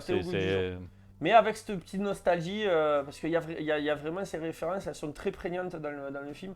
Même le méchant, hein, John Leguizamo, il a le rôle du méchant, c'est le méchant des années 90, avec un côté un peu par moments cartoonesque, c'est-à-dire que c'est un film de Noël en fait. C'est ça qui est étonnant, c'est que c'est un gros film d'action, mais quand il dit ses motivations, c'est les motivations, c'est le Grinch quoi le gars. C'est clairement le gars il est venu pour foutre en l'air Noël parce que dans le passé il y a un truc qui s'est passé qui a fait qu'il déteste Noël. Et donc le mec, il vient pour l'argent, mais il vient aussi pour foutre en l'air Noël. C'est le Grinch quoi. Ouais, c'est ça. Et j'ai trouvé ça, ce mélange, je l'ai trouvé très sympa.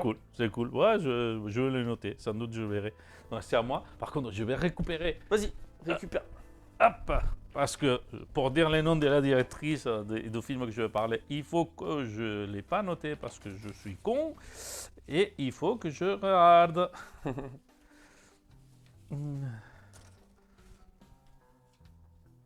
Hop. Hop. Donc, voilà. Donc, je vais vous parler, pour ma deuxième chronique, d'un film. Encore une fois, je vais parler de Mon amour pour A24. Encore une fois. Et je vais vous parler d'Eternal Daughter. C'est un film qui est sorti en 2022, d'ailleurs. Il a un passage en salle assez discret, mais bon, comme ce genre de film. Beaucoup de films d'accord. Et je vais, juste à la raison que je veux voir, c'est le film, c'est réalisé pour Joanna Hogg. C'est une réalisatrice, il a fait déjà 3 films, 4, indépendants, mais avec des très bons critiques. Et ce film-là, principalement, il est tenu pour Tilda Swinton. Et littéralement, c'est elle qui tient le film. Bon, après, c'est une actrice. Ouais, non, en fait, pour mettre en contexte, c'est un film vraiment, il est présenté, même, on pourrait dire, sauf pour un truc, mais que je vais en parler plus tard, c'est une histoire de fantôme gothique, quoi. D'accord? C'est en toutes les références, et même en s'inspirant clairement à la façon de réaliser de ce film des années 60 ou 50 en blanc et noir. Tu vois la référence partout, quoi. Mais c'est référence à travers l'image, hein. C'est pas des références comme on peut des clins d'œil, des caméos, non. C'est à travers la façon de filmer, la façon de faire. L'histoire, tout simplement, c'est une fille qui s'amène sa mère, c'est une scénariste, justement. Il y a un peu de méta, hein, dans les films, c'est une scénariste.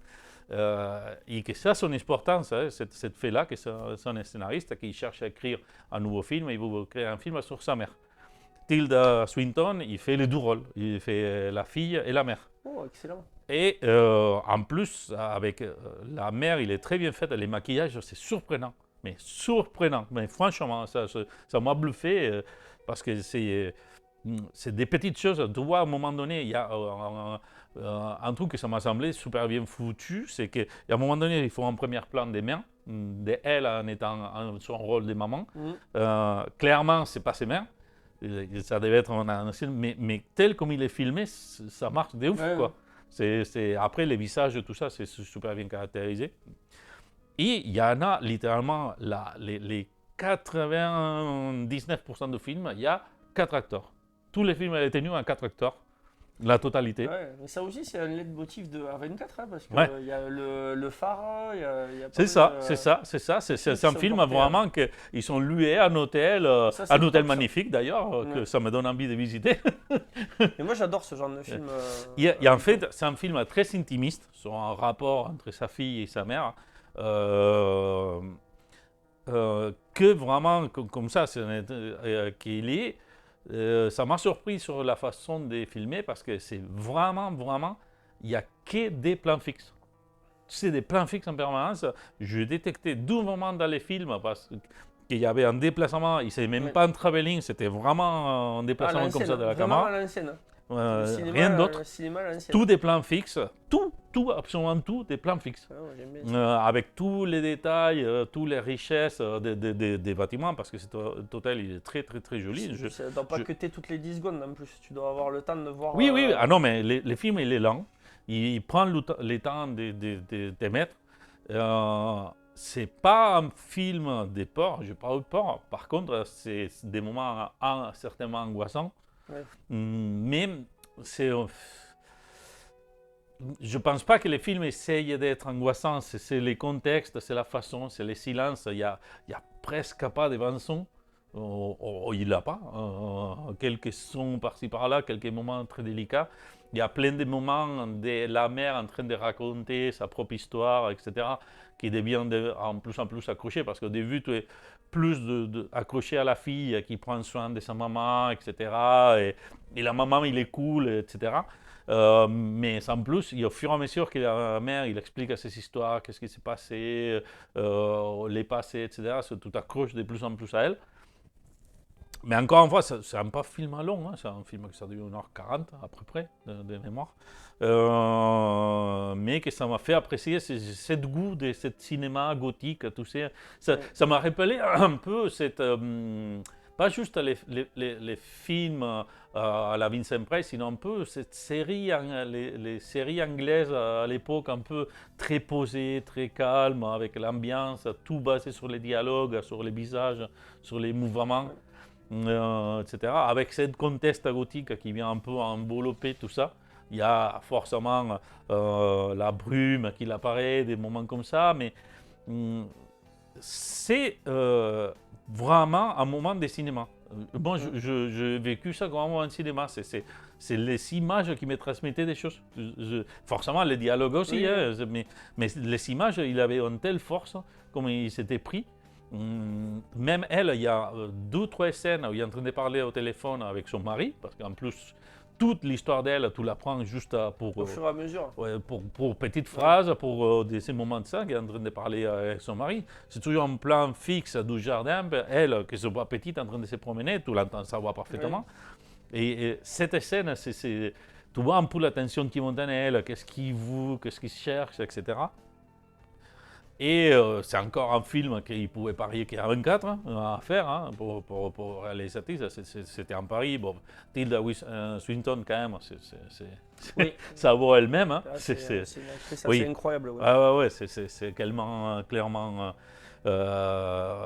très, très, très au-dessus du panier hein, pour Ouais, mon goût. qui est marquante à plusieurs titres, hein. C'est-à-dire que déjà elle a un physique qui Oui. marque, et en plus elle a un jeu d'actrice. Ah oui, oui, oui, oui, oui, clairement. Mais personne mémorable. Et les trucs que ce film m'a vraiment chamboulé à la fin, c'est con, c'est hyper con, mais je ne m'ai pas aperçu à quel point m'a chamboulé. Désolé, je vais spoiler, mais parce que j'en tiens à en parler, c'est parce que les films, tous les moments de film, tous les personnages secondaires qui apparaissent, ils sont super bizarres. Mais vraiment, il y a la secrétaire qui, à la limite, il est en train de rien à foutre d'elle, qui les ramène dans la chambre, etc. Que chaque soir, il vient les gars avec la musique à fond dans la voiture, de poum poum poum poum, etc. Qu'il entend. C'est la seule qu'il est tout seul, c'est pas, mais ils sont seuls dans l'hôtel, personne d'autre, personne d'autre. Mais l'autre, il dit, ouais, tous les chambres ils sont occupées, tu vois, tous les clés posées. Donc, un autre personnage qui est plus les rapports humains, que c'est les jardiniers, que lui, il est de l'âge plutôt de la mère et qui fait un peu la jonction entre les deux, tu sais, entre la fille et la mère. Mais tous, ils sont comme un comportement bizarre, tout le temps, permanence. Même la mère, etc. Tous, ils ont un comportement que ça t'agringe, tu sais, à un moment donné. Sauf la fin. Je ne dis même pas les 5 premières minutes, les dernières minutes, que non, ça devient un hôtel normal, elle part. Là, c'est la secrétaire qui a été un connasse tout le temps, il était hyper sympa, il les remercie, etc. Les jardiniers viennent les dire au revoir, super sympa. Il y a des gars qui rentrent, qui sortent, ils sont en train de mener des meubles, etc. Et à partir de là, chacun tire sa conclusion, parce que là, il faut voir les films, oui. D'accord, parce que là, ça t'a fait penser, tout ça que je dis, c'est un scénariste, l'histoire, machin, qu'est-ce que c'est vraiment, qu'est-ce que tu as vu? Est-ce que c'est vraiment cette côté méta? Est-ce que tu as vu vraiment sa pensée, ou ce qu'elle est en train d'écrire? Ou est-ce que c'est un souvenir? Ou rien n'est dit, hein? C'est les conclusions que tu peux en tirer. Mais cette putain de 12 minutes, ça m'a suffi à me questionner tous les films. D'accord. Tu sais, parce que tous les films, tous les présents, tu les vois plutôt, oh, c'est une histoire de fantômes un peu bizarre, les rapports entre la femme, la mère, etc.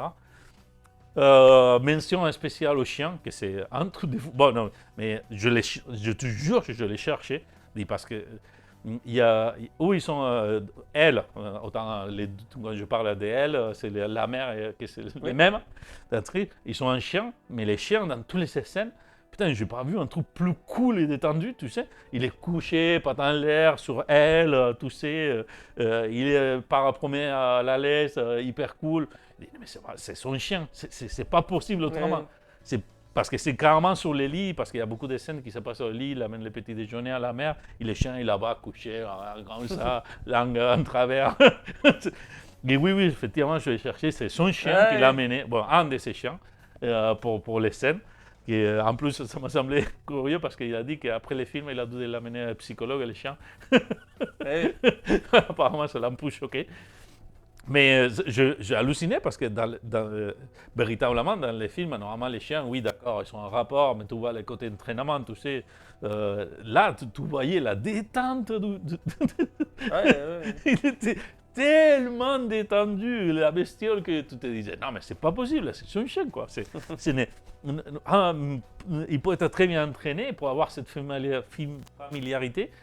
Il faut avoir un contact, quoi. Bien sûr, ouais. Parce que tu vois clairement qu'ils sont en train de discuter pendant qu'elle les caresse, etc. Il y a un truc très naturel dans la façon de jouer de Tilda Swinton sur ce film qui m'a aussi bluffé, etc. Donc voilà, je pense que j'ai déjà beaucoup dit de ce film.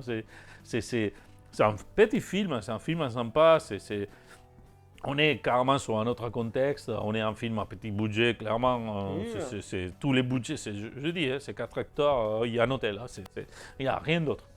Rien d'autre. Mais le tour de force, c'est de toujours avoir un ou deux acteurs de ouf Ouais. dans leur film, en fait. Ouais, et en plus, C'est des petits c'était. budgets, mais, Je fais attention aussi à ça, mais je ne sais pas pourquoi. Je te parle, cette film, pour un réseau que c'est inconnu, je ne sais pas, c'est parce que tout simplement ça m'a parlé comme ça, c'est notamment les images qui m'ont parlé. oui, Et oui. dans tous les films, à chaque fois, ils sont jamais ensemble. Dans toutes les images, ils sont jamais, D'accord. sauf une scène où ils sont D'accord. les deux sur la table, et là, tu les vois les deux. Il y a une raison, hein, je trouvais justement l'effet qu'à un moment, parce que forcément, tu sais que ça se voit que c'est la même actrice, hein, tu sais, et tu sais que c'est font cette semblant, les scènes quand ils se voient ensemble, soit il est des dos, soit il est machin, mais vraiment, première fois, sauf une scène, sauf une seule scène, ils sont les deux ensemble. Où ils ont passé tout le budget effets spéciaux dessus. Mais je ne pense pas, parce que réellement, c'est vraiment coupé au moitié, la même table. Mais... Si, non, mais quand même, les maquillages étaient très poussés. Franchement, les maquillages, ça m'a bluffé.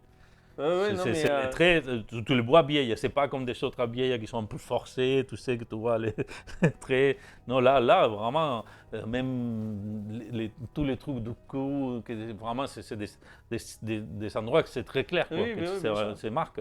C'est pour ça que quand je parle des mains, ça m'a choqué parce qu'ils ont été assez astucieux, on va dire, pour chercher ce petit truc de mettre à quelqu'un pendant que les plans ils baissaient. Donc, quand il même pas baissé parce qu'il est comme ça, et après tout va comme ça. C'est plan fixe, comme je disais.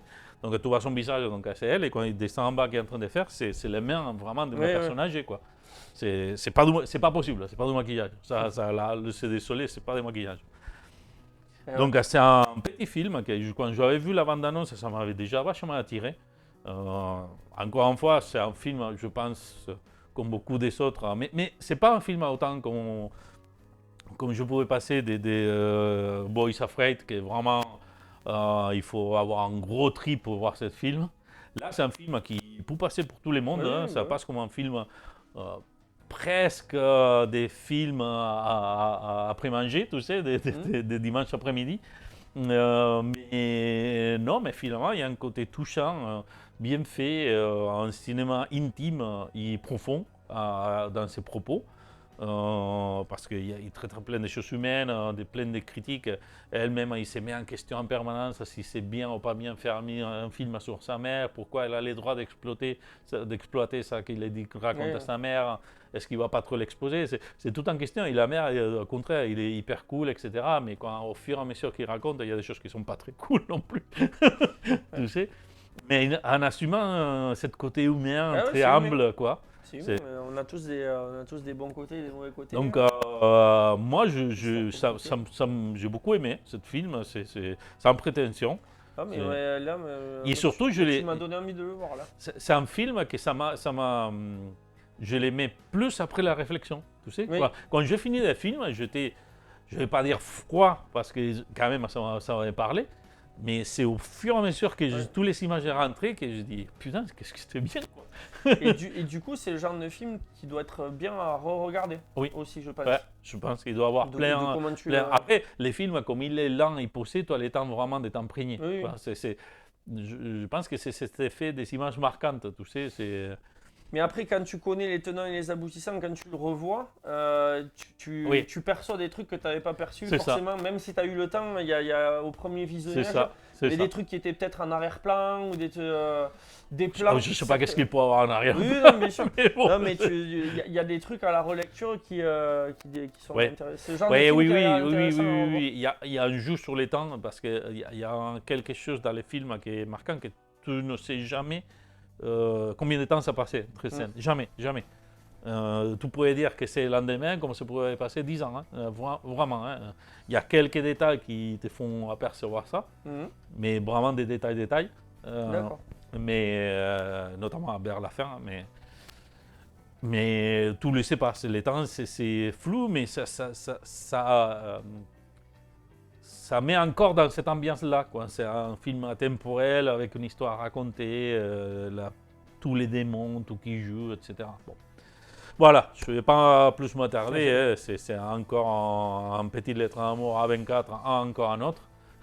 Oui, après, et à ce type de cinéma voilà, qui apporte quelque chose qui est peut-être pas. Voilà, Ouais, tu- j'ai eu le malheur de lire qu'il y a un mois ou deux ou trois mois qu'A24 il voulait se lancer sur des films plus commerciaux parce que son modèle, il s'était pas Ah, ils sûr. sont en flux tendu là, Et forcément. putain, c'est tellement dommage hein, parce que Ben, s'ils gardent cette branche et qu'à côté de ça, ils font deux, trois trucs. oui, pourquoi pas, pourquoi Pourquoi pas. pas? Mais S'ils se renient totalement, ça serait vraiment dommage. Après, après, il y a des studios qui ont commencé comme ça. Hein. voilà. Mais Mais bon. le problème de ce modèle qu'ils ont, c'est que au cinéma, forcément, c'est pas le genre de film qui va faire 4 millions d'entrées.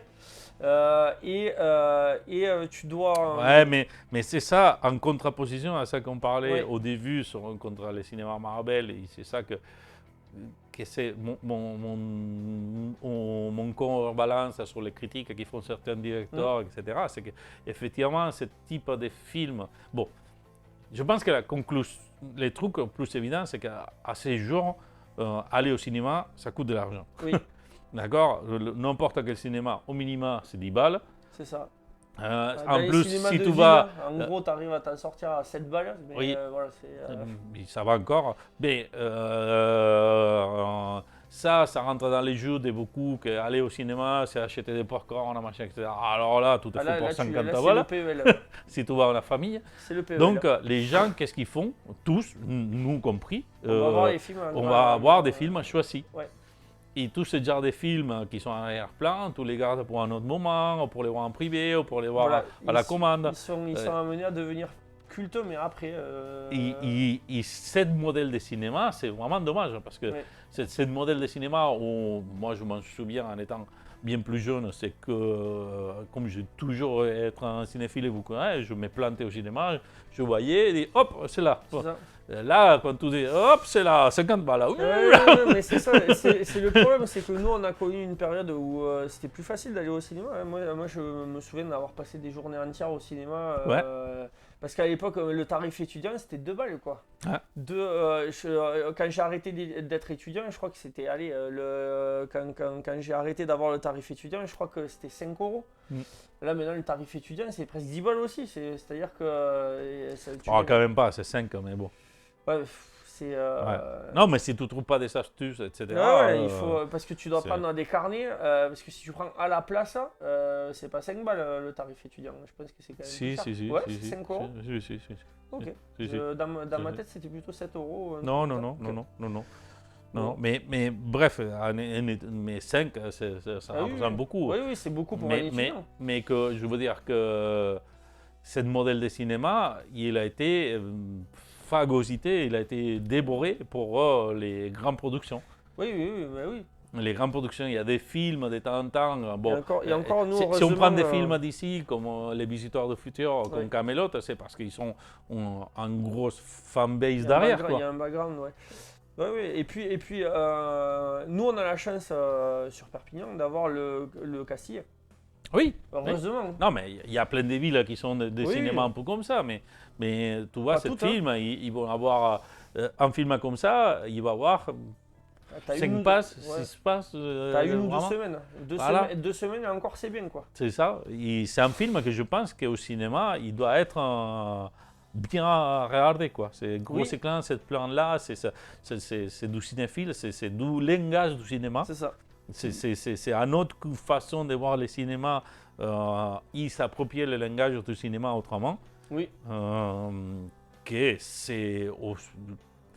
On va pas parler du cinéma d'auteur, cinéma d'art, etc. Parce qu'on rentre dans un truc une sorte de truc élitiste que C'est ça.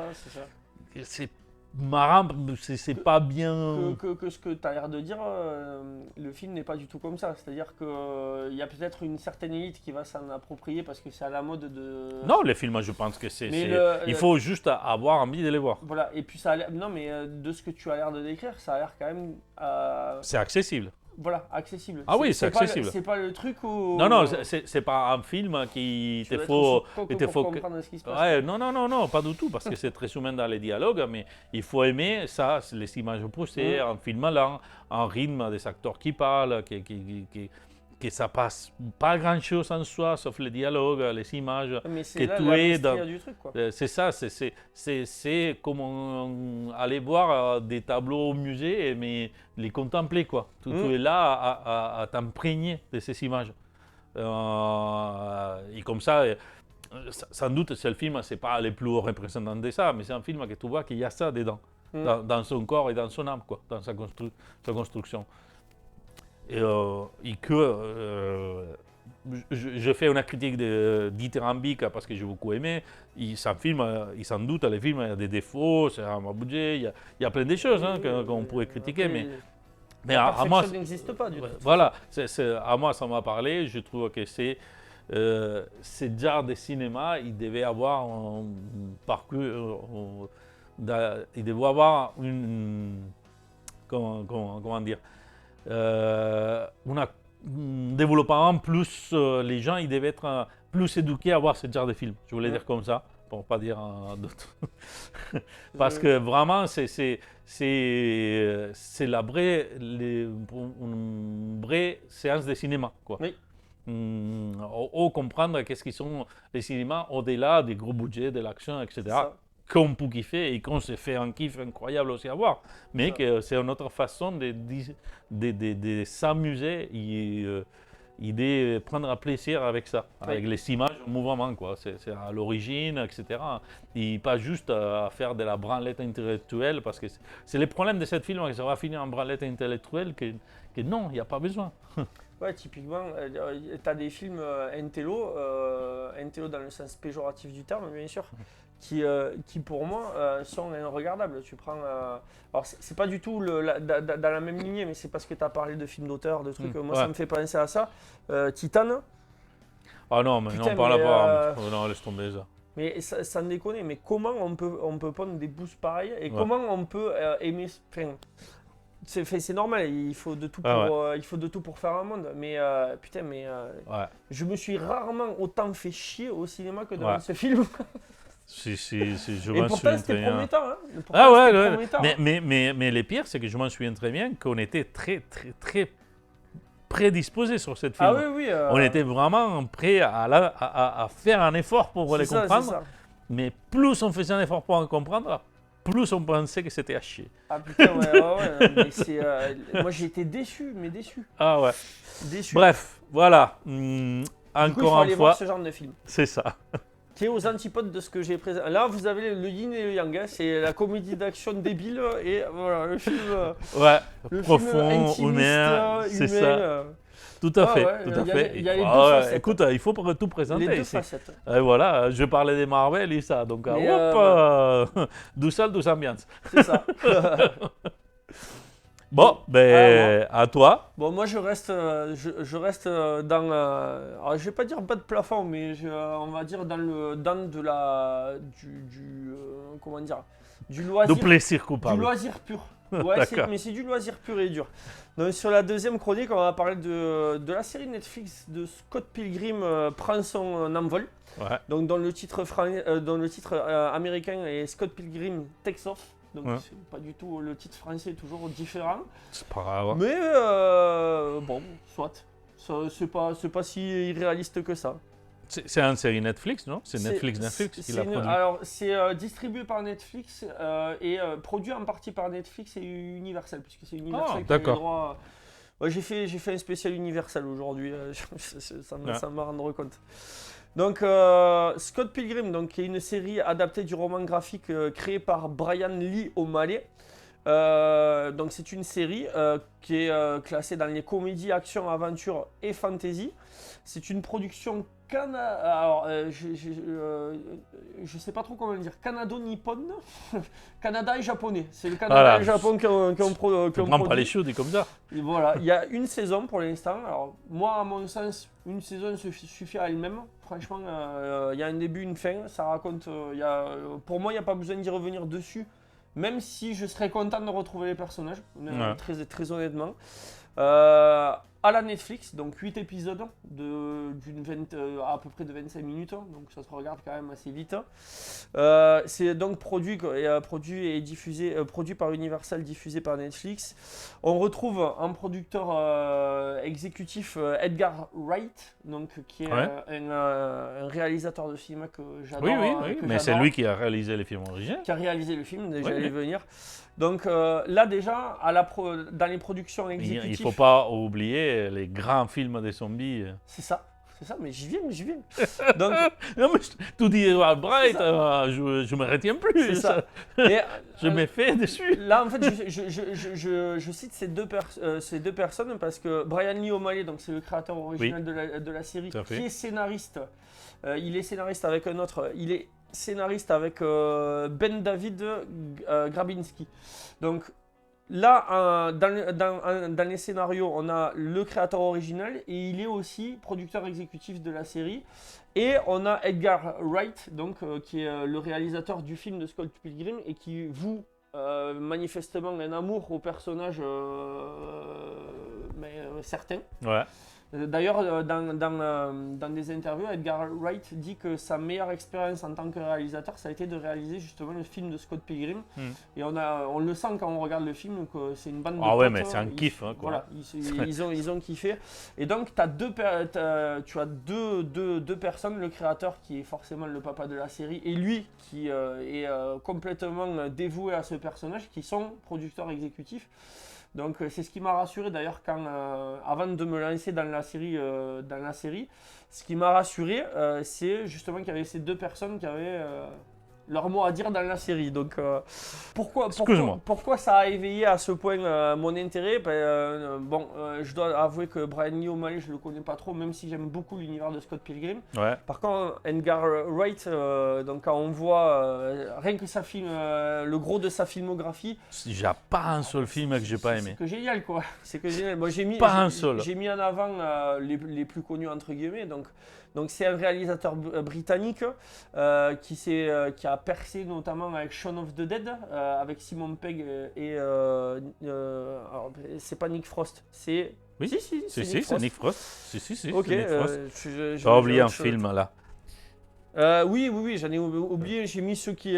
mais ça c'est important parce que c'est la fin de la trilogie. Oui, c'est le bar de la fin du monde, c'est ça. Donc la trilogie, c'est Shaun of the Dead, Hot Fuzz et le bar de la fin du monde. Oui, c'est ça. Donc ils sont 3 films à voir. La trilogie, pourquoi il l'appelle la trilogie? Je n'ai aucune idée. Mais c'est vrai, oui, il y a les personnages. Et c'est une trilogie... Pardon, de genre. Même pas les personnages, les acteurs. Oui, c'est ça qui s'est répété. C'est les acteurs qui sont récurrents. Et puis, c'est une trilogie, c'est une ode au cinéma de genre. Ouais, c'est chacun. Le cinéma de zombies, le cinéma policier, voilà. Et la fin du monde. C'est ça. Après, il est complètement what the fuck. Voilà, c'est ça. Après, on a Scott Pilgrim, forcément. Baby Driver, qui est une pépite. J'ai adoré cette film. Dont la scène d'intro est un plat séquence qui dure littéralement 10 minutes et qui est d'une maestria. C'est une leçon de cinéma, la scène d'intro de Baby Driver. Et plus récemment, Last Night in Soho avec Anya Taylor-Joy. Que j'ai tellement kiffé cette film. En plus, ça m'a surpris parce que vraiment là, il change complètement des registres. De temps, ouais. Et il fait un film très fin, très malin. J'ai beaucoup aimé. Et quand on voit sa filmographie, moi, il me tarde de voir sa prochaine production, il travaille depuis 2021 sur Running Man, une adaptation plus réaliste du livre de Stephen King. Autre chose d'ailleurs. Dont on a parlé, mais ça, il me tarde de voir une version fait par lui, quoi. Quel acteur il va prendre, tout ça. Il y a aussi les films qu'il avait fait, les films des flics, où il y a les flics qui meurent d'entrée de jeu au début. Il a fait un film des flics. D'accord, là ça me dirait. Si. En plus, avec des beaux acteurs, mais c'est pas grave. Je ne dirai pas les noms. Vas-y, continue parce qu'on ne parle pas de ça. Et donc, ce réalisateur a tellement aimé tourner le film de Scott Pilgrim que quand on lui a dit qu'il y avait un projet là-dessus, il s'est mis dessus comme producteur exécutif. Il a donné 2-3 idées. Il a participé un peu au scénario, mais pas crédité parce que vraiment, il était vraiment son rôle, c'était producteur producteur exécutif. Et son rôle à lui, ça a été de réunir tout le casting du film original. C'est-à-dire que tout le casting, le casting original du film. Pour faire les voix. Pour faire les voix du... Ouais, parce que le truc que tu n'as pas dit, c'est que c'est une série d'animation. C'est une série d'animation, ouais. C'est une série animée, mais dont tous les acteurs du film du film de 2010 sont au casting vocal de la série Netflix. Et là, c'est un tour de force et c'est ce qui me fait dire que les acteurs ont vraiment aimé tourner Scott Pilgrim. C'est-à-dire que les gars se sont tous débrouillés pour libérer leur planning pour faire cette série. Parce qu'on retrouve quand même Michael Cera, on retrouve Chris Evans, Brie Larson, Jason Schwartzman. Ah ouais. C'est quand même des noms, après, c'est des bois, donc c'est un peu plus facile de se libérer. Certes, c'est plus facile, mais c'est sympa de leur part. Ah ouais, non, mais mais apparemment, régulièrement, ils se réunissent pour fêter les 10 ans, les machins. Ils se réunissent, tout le casting et Edgar Wright se réunissent pour faire des fêtes, pour marquer le coup. Ils font des posts sur Instagram et tout pour marquer le coup. C'est la bande de potes, quoi. Et je trouve ça vraiment cool, ça m'a beaucoup plu. Donc ça m'a donné une autre raison de regarder ça. Et donc de quoi nous parle la série Scott Pilgrim. Donc la série Scott Pilgrim, c'est une réécriture du roman graphique des comics. Et donc une réécriture du film en fait. Et là à la base, avant de voir tout qui produisait, qui écrivait les scénarios, j'avais peur. Parce que quand on parle de réécriture, souvent, ces derniers temps, c'est des fois loupé. Et quand on voit surtout les réécritures récentes de Netflix, il y a des fois, c'est très discutable. Ah ouais, Witcher. Voilà, c'est ça. Putain. Là, on comprend pourquoi il s'est cassé, Henry Cavill. Mais là, ce qui a fait que j'y suis allé plus détendu, c'est One Piece, dont on parlait la dernière fois. Où là, je me suis dit, peut-être que... Allez, j'y vais. Et donc, j'ai regardé, et le début de la série commence exactement, le premier épisode, c'est le début du film et le début de la BD. Sauf qu'on implémente dedans une espèce de what if. C'est-à-dire que dans cette histoire, on suit toujours Scott Pilgrim, qui est un bassiste d'un groupe indépendant et qui est un paumé notoire de Toronto. C'est-à-dire que le gars n'a aucune perspective dans la vie. Même quand il tombe amoureux, il tombe pas vraiment amoureux. En fait, le gars, c'est le loser, quoi. Il parasite son meilleur pote, la part de son meilleur pote, parce que sinon, c'est un clodo, quoi. Et en gros, c'est et en plus, il est un peu teuteux, quoi. Scott Pilgrim, c'est très binaire. Hein. C'est pas la lumière du. C'est pas un prix Nobel, quoi. Mais personnage qui est quand même très attachant. Et il tombe éperdument amoureux de Ramona Flowers, qui est une livreuse avec des pouvoirs un peu étranges. C'est-à-dire qu'il y a. Mais tous, ils ont des pouvoirs. Voilà, arrêter. Mais mais il n'y a aucune absolue explication ni dans les films ni dans la BD. Ils se bastonnent comme des malades. C'est ça. mais il y a un lien. En fait, Ramona Flowers, en fait, Scott, il tombe amoureux d'elle, mais dans un rêve. Parce qu'ils ont un lien onirique, tous les deux. Parce qu'elle se sert des rêves de Scott pour faire ses livraisons plus vite. En fait, c'est un truc un peu chelou. Mais il y a ce lien onirique, et quand il la rencontre dans la vraie vie, alors là, c'est le flash control. Il tombe complètement amoureux. Et ce début d'histoire d'amour tombe dans les oreilles, et c'est là que c'est très comique, c'est très même manga. Ça tombe dans cette histoire remonte à la ligue des 7 ex maléfiques de Ramona. Donc c'est 7 ex qui se sont réunis, qui ont fait une ligue pour pourrir la vie de Ramona et du nouveau prétendant de Ramona. Ça consiste à une série de défis et de bastons toutes plus violentes les unes que les autres, mais toutes plus loufoques que les unes que les autres. Ouais, c'est ça. Parce que c'est pas un comics. Faut pas oublier qu'il y a un combat musical. Bref. Ah oui, non, mais c'est grandiose. Ouais. Et donc le changement, le switch qui se fait entre le comics et le film et la nouvelle série, c'est que dans la nouvelle série, Scott perd son premier combat d'entrée. C'est-à-dire que tout le début, c'est le film. Arrive le premier combat, le début, c'est tout pareil. Et les 2 premiers coups de poing échangés, Scott perd d'entrée de jeu. Et donc, c'est Matthew Patel qui gagne son premier combat. Et c'est là que une nouvelle histoire se crée. Parce qu'au début, on pense que Scott est mort. Et bon, il s'avère que c'est plus complexe que ça. Et du coup, l'histoire va se centrer sur Ramona, et ce qu'elle va vivre. Parce qu'au début, elle vit une sorte de deuil parce qu'elle avait des sentiments pour Scott, même si ils avaient juste échangé un baiser. Elle avait ça, et sur la première nuit de deuil qu'elle passe, elle ressent que Scott n'est pas vraiment mort. Et donc elle décide d'enquêter et d'essayer de retrouver qui a enlevé Scott. Parce qu'elle pense qu'il a été enlevé. Donc après les explications, il faut regarder. Et donc elle va enquêter sur ses ex, elle va enquêter sur les amis de Scott, les proches de Scott. Et ça donne un tout autre, regard sur les personnages de cet univers. Parce que c'est vrai que même si moi j'avais adoré le film, pour moi je regardé 12 fois, enfin, j'ai trop aimé le film. Mais J'avoue. le personnage de Scott, au tout début du moins, il est détestable quoi. Les ex dans l'histoire originelle, ils se contentent d'être des ex méchants qui sont bien caractérisés et bien écrits, hein, mais ils sont juste méchants, ils sont juste là pour se battre avec Scott. Alors que là, vu qu'il n'y a plus Scott, il n'y a plus cette menace et la ligue donc des ex a plus de raison d'être réellement. Et du coup, il y a des tensions qui se créent entre les ex, ils ne sont pas autant soudés que ça.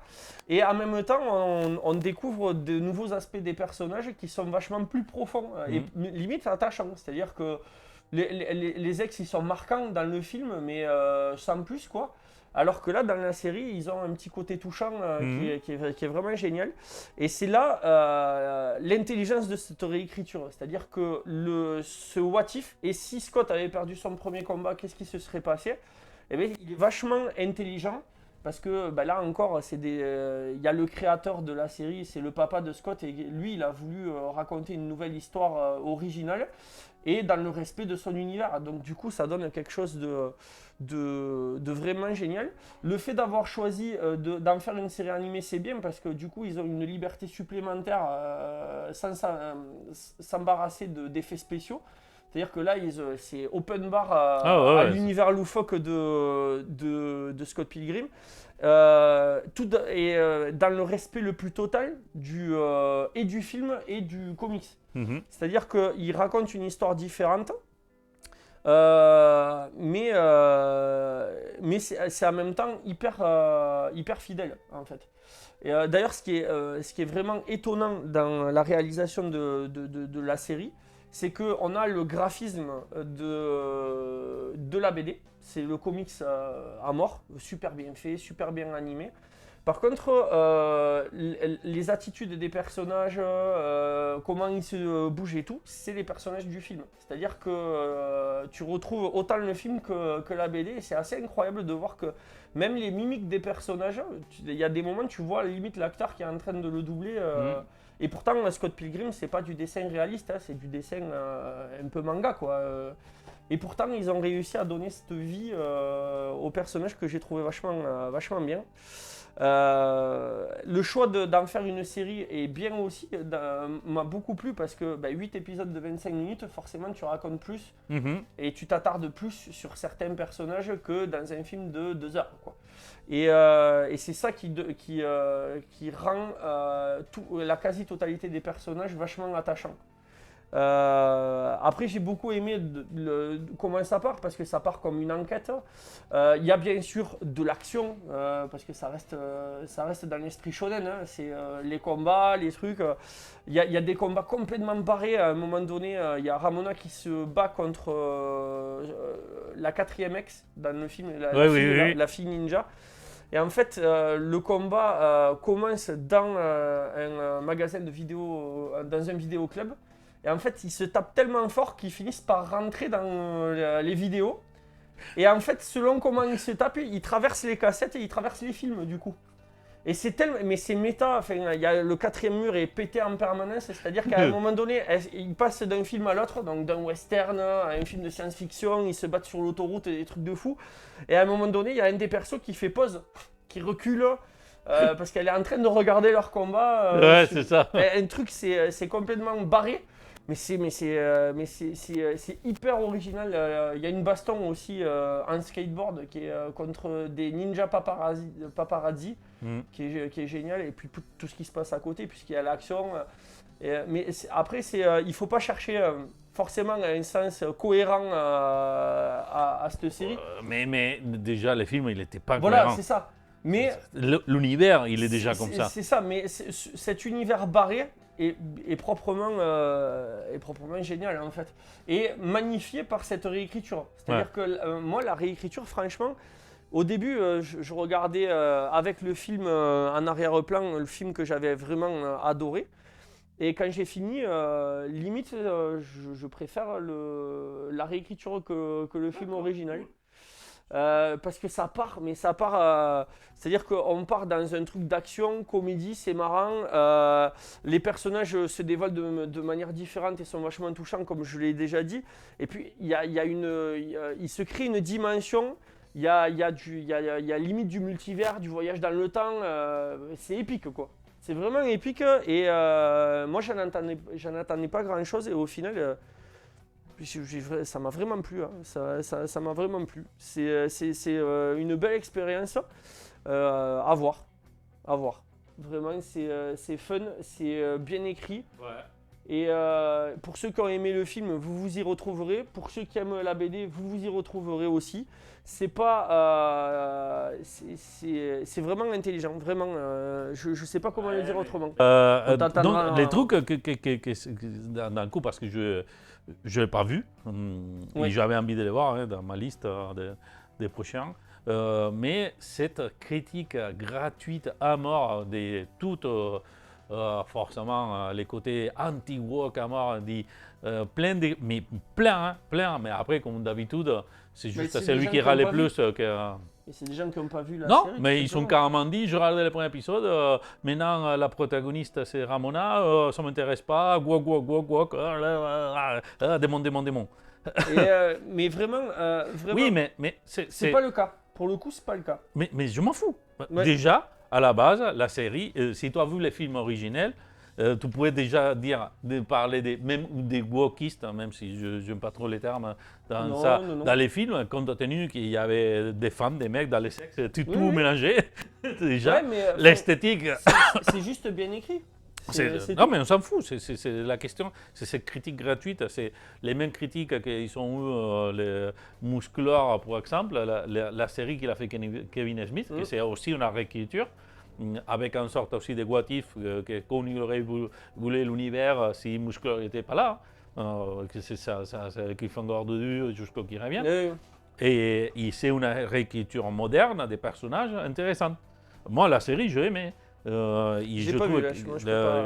Non, mais il a reçu exactement les mêmes critiques. Parce oui, qu'il y a un personnage féminin qui l'a. Ça avait fait. Oui, mais pas pour un seul personnage. En plus. Oui, mais pour un seul personnage féminin qui devenait plus important et qu'il commet quelques erreurs et à partir de là, bref. On a des critiques haruissantes, ça m'énerve. Il faut avoir ce genre de perspectives. On n'est plus dans les années 80 parce qu'il ne faut pas oublier, bon, Scott Pilgrim, ce n'est pas le cas, mais Bushcraft, c'est le cas, c'est une série qui a été écrite pour vendre des jouets. Oui, c'était pour garçons, clairement. Non, mais il était fait pour vendre des jouets. En plus. Scott Pilgrim, il n'y a qu'un jeu vidéo à ma connaissance. Peut-être qu'il doit y avoir 2-3 figurines qui traînent. Mais non, il s'est venu plus tard, je pense. Il y a les jeux vidéo, il n'y avait pas du tout cet esprit-là. Non, c'est moins mercantile.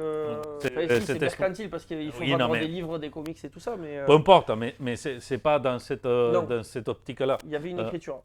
C'est ça. Et dans la réécriture des Musclor, c'était la même. Et si je rejoins, c'est parce que les deux séries, ça me parle un peu de ce même style, c'est de mettre un habit moderne.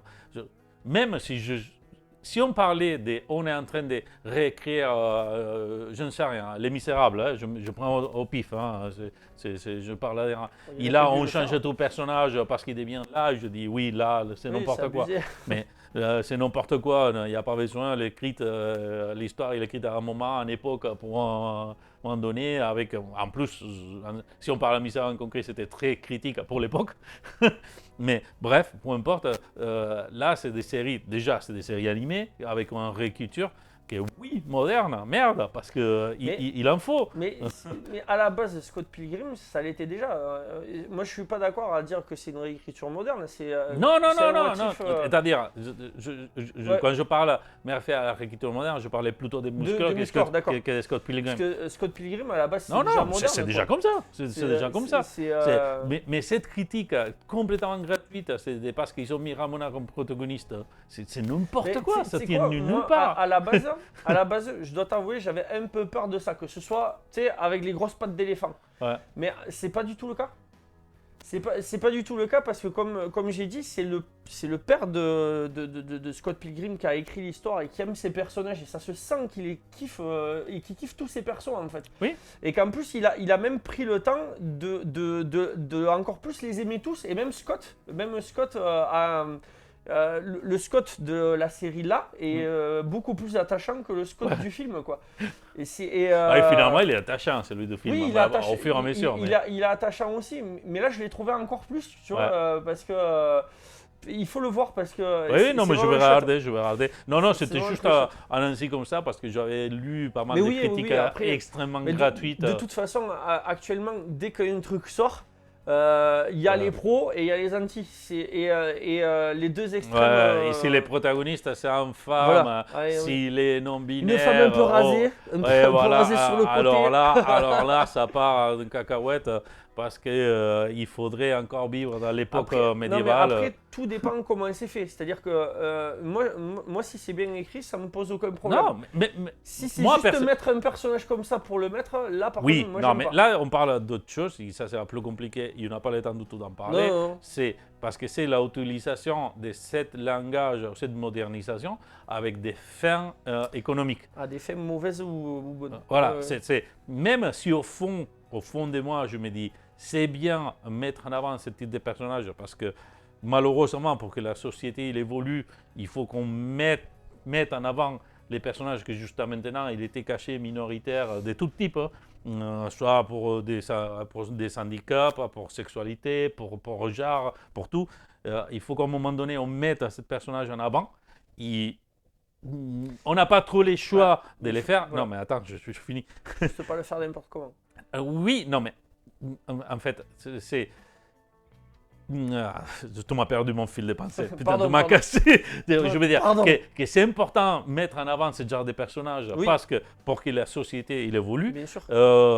même quand c'est un peu gratuit, des fois, d'accord. Mais les seuls trucs que j'aime pas, c'est qu'il y a beaucoup de compagnies qu'on peut rajouter toutes, Netflix, Disney, tout ça, qui les font purement pour les poignons. Et ça, ce n'est pas bien. On est bien d'accord. Ça, ce n'est pas bien. C'est pas une question de foncer parce que il y a tout un certain des populations qui ne ne font pas ça, ils ne verront pas sa série. Et ça, non, ils le feront ça. Si ça sera la mode, s'il y aura des gens qui bouffent de la salade, il faut mettre des salades dans les films parce que là, les voir, ils le feront. C'est ça que c'est gênant, c'est qu'il n'y en a pas une idéologie. Et c'est ce qui tue le cinéma actuellement. C'est-à-dire que, comme tu disais, c'est-à-dire que tout s'uniformise parce que ça marche et tout le monde le fait. Oui, Ça, c'est ça. Tel personnage a été marquant. Mais les problèmes, c'est les raisons, parce que les fonds, comme C'est je ça. t'ai dit, mais les raisons, peu importe, parce qu'à la fin, je trouve bien qu'il y a des personnages comme ça qui sortent en lumière, d'accord, pour les rendre normal, pour normaliser. Mais c'est les commerciaux et abusifs que c'est carrément gratuit. Et que ça, je ne le ressens pas du tout. Quand on me parle de Scott Pilgrim, je ne le ressens pas du tout quand je regarde un muscleur. C'est une écriture de quelqu'un moderne, avec une vision moderne. De ça. Quand on prend, par exemple, là, mon grand kiff, mon auteur préféré de tous les temps, Neil Gaiman, tout son putain d'œuvre, il est inclusif. Depuis les putains des années 90. Ouais, mais, Parce que c'était déjà à lui-même. Sans parler de modernité, Non, c'est même pas. c'est des gens qui vivent dans leur temps et qui écrivent dans leur temps, quoi. Parce que déjà, ça fait partie de sa peau, de sa propre mentalité, ses propres pensées. Tout ça, c'est normal de penser comme ça. C'est normal qu'il y a des personnages qui sont ni blancs ni noirs, ni gendrés, non gendrés, etc. Ça bat tout dans cet état. On devrait tous un peu penser comme ça, y passer outre de cette manière. Parce que dans un monde idéal et parfait, on n'est pas raciste, on n'est pas homophobe, on est ça on devait s'en foutre. Parce qu'on n'aurait pas un jugement face à ce genre de trucs. On pourrait voir un film complètement hétéro, complètement homosexuel, etc. Et on aurait les mêmes a priori dans les deux films, mais on n'est pas dans une société où on a ça. Ça, c'est le problème, parce que dans une société vraiment idéale, où nous, on est tous vraiment libres et nos pensées ne sont pas limitées sur ça que nous sommes conformés, on pourrait voir un film à l'autre et pas avoir des distinguos. Tout simplement, bon, là, je veux écrire cette histoire, je l'écris, là, je veux écrire cette histoire. Là, malheureusement, pas ça, et de temps en temps, il faut forcer la main, mais on peut la forcer de différentes façons. Voilà, c'est ça. Moi, ce que je trouve un peu agaçant à certains moments, pas dans tout, hein, parce que j'apprécie d'aller au cinéma, j'apprécie de voir les séries, mais c'est quand je sens que c'est vas-y, force, enfonce avec le pied. Oui, mais c'est ça. Mais pour moi, c'est pas parce qu'ils mettent ça, sinon c'est pour la critique que je fais au début de la Marvel. C'est pour cette patte uniforme politiquement correcte, pour pas offenser ni un côté ni l'autre, pour pas déranger ni un côté ni l'autre. Et au final, tu déranges tout le monde.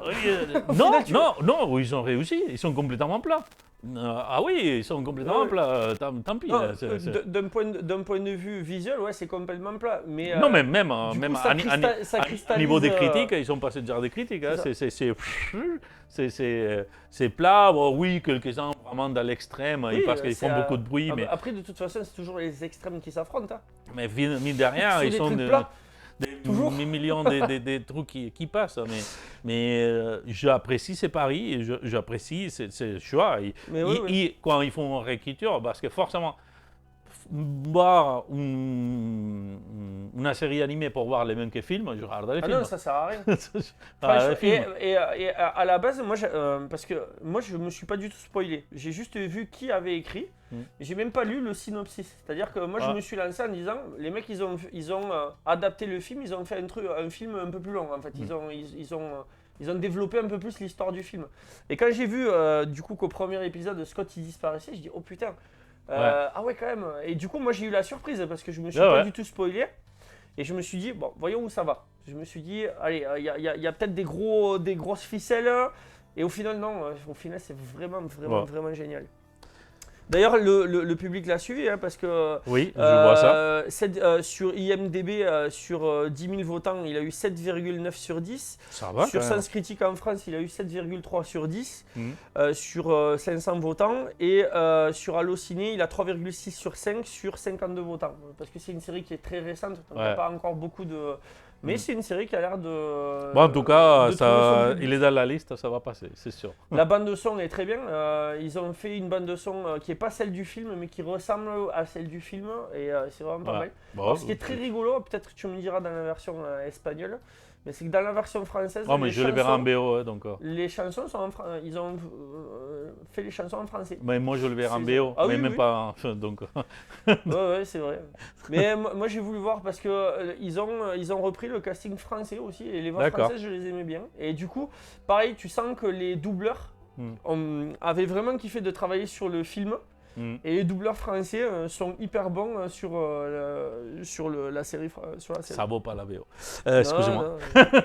Non, mais moi j'aime bien la VO, hein, mais j'aime bien aussi les versions françaises. Ouais, c'est pas grave, on va pas rentrer dans les purismes, chacun le regarde, il a envie de le regarder. C'est ça. Bon, voilà, écoute, je pense qu'on allait faire un super, on est encore dans les 12 heures, ça va. Ouais, mais c'est parce qu'on arrive à on fait un système de vase communicant, c'est-à-dire que quand toi tu fais une chronique qui dure 3 heures, moi je fais une demi-heure derrière. C'est ça. Je me suis retenu sur un vélo. On est une équipe. Ouais. Bon, Écoutez, merci à tous d'avoir arrivé jusqu'ici. On se voit d'ici un mois parce que bon, là, on aura 2-3 jours de retard, mais ça C'est va. ça, On est quand même dans les clous. On se retrouvera pour la nouvelle année. C'est ça, c'est ça. Et dans 2 mois, ça fera 1 an qu'on y est. C'est vrai, c'est vrai. Bon, c'est ça. L'épisode à 10, donc si on sort un mensuel, ça tombe. On espère continuer beaucoup. Donc, et comme d'habitude, je te laisse la phrase de la fin. N'oubliez pas que l'abîme vous regarde aussi. Allez, à bientôt. Ciao.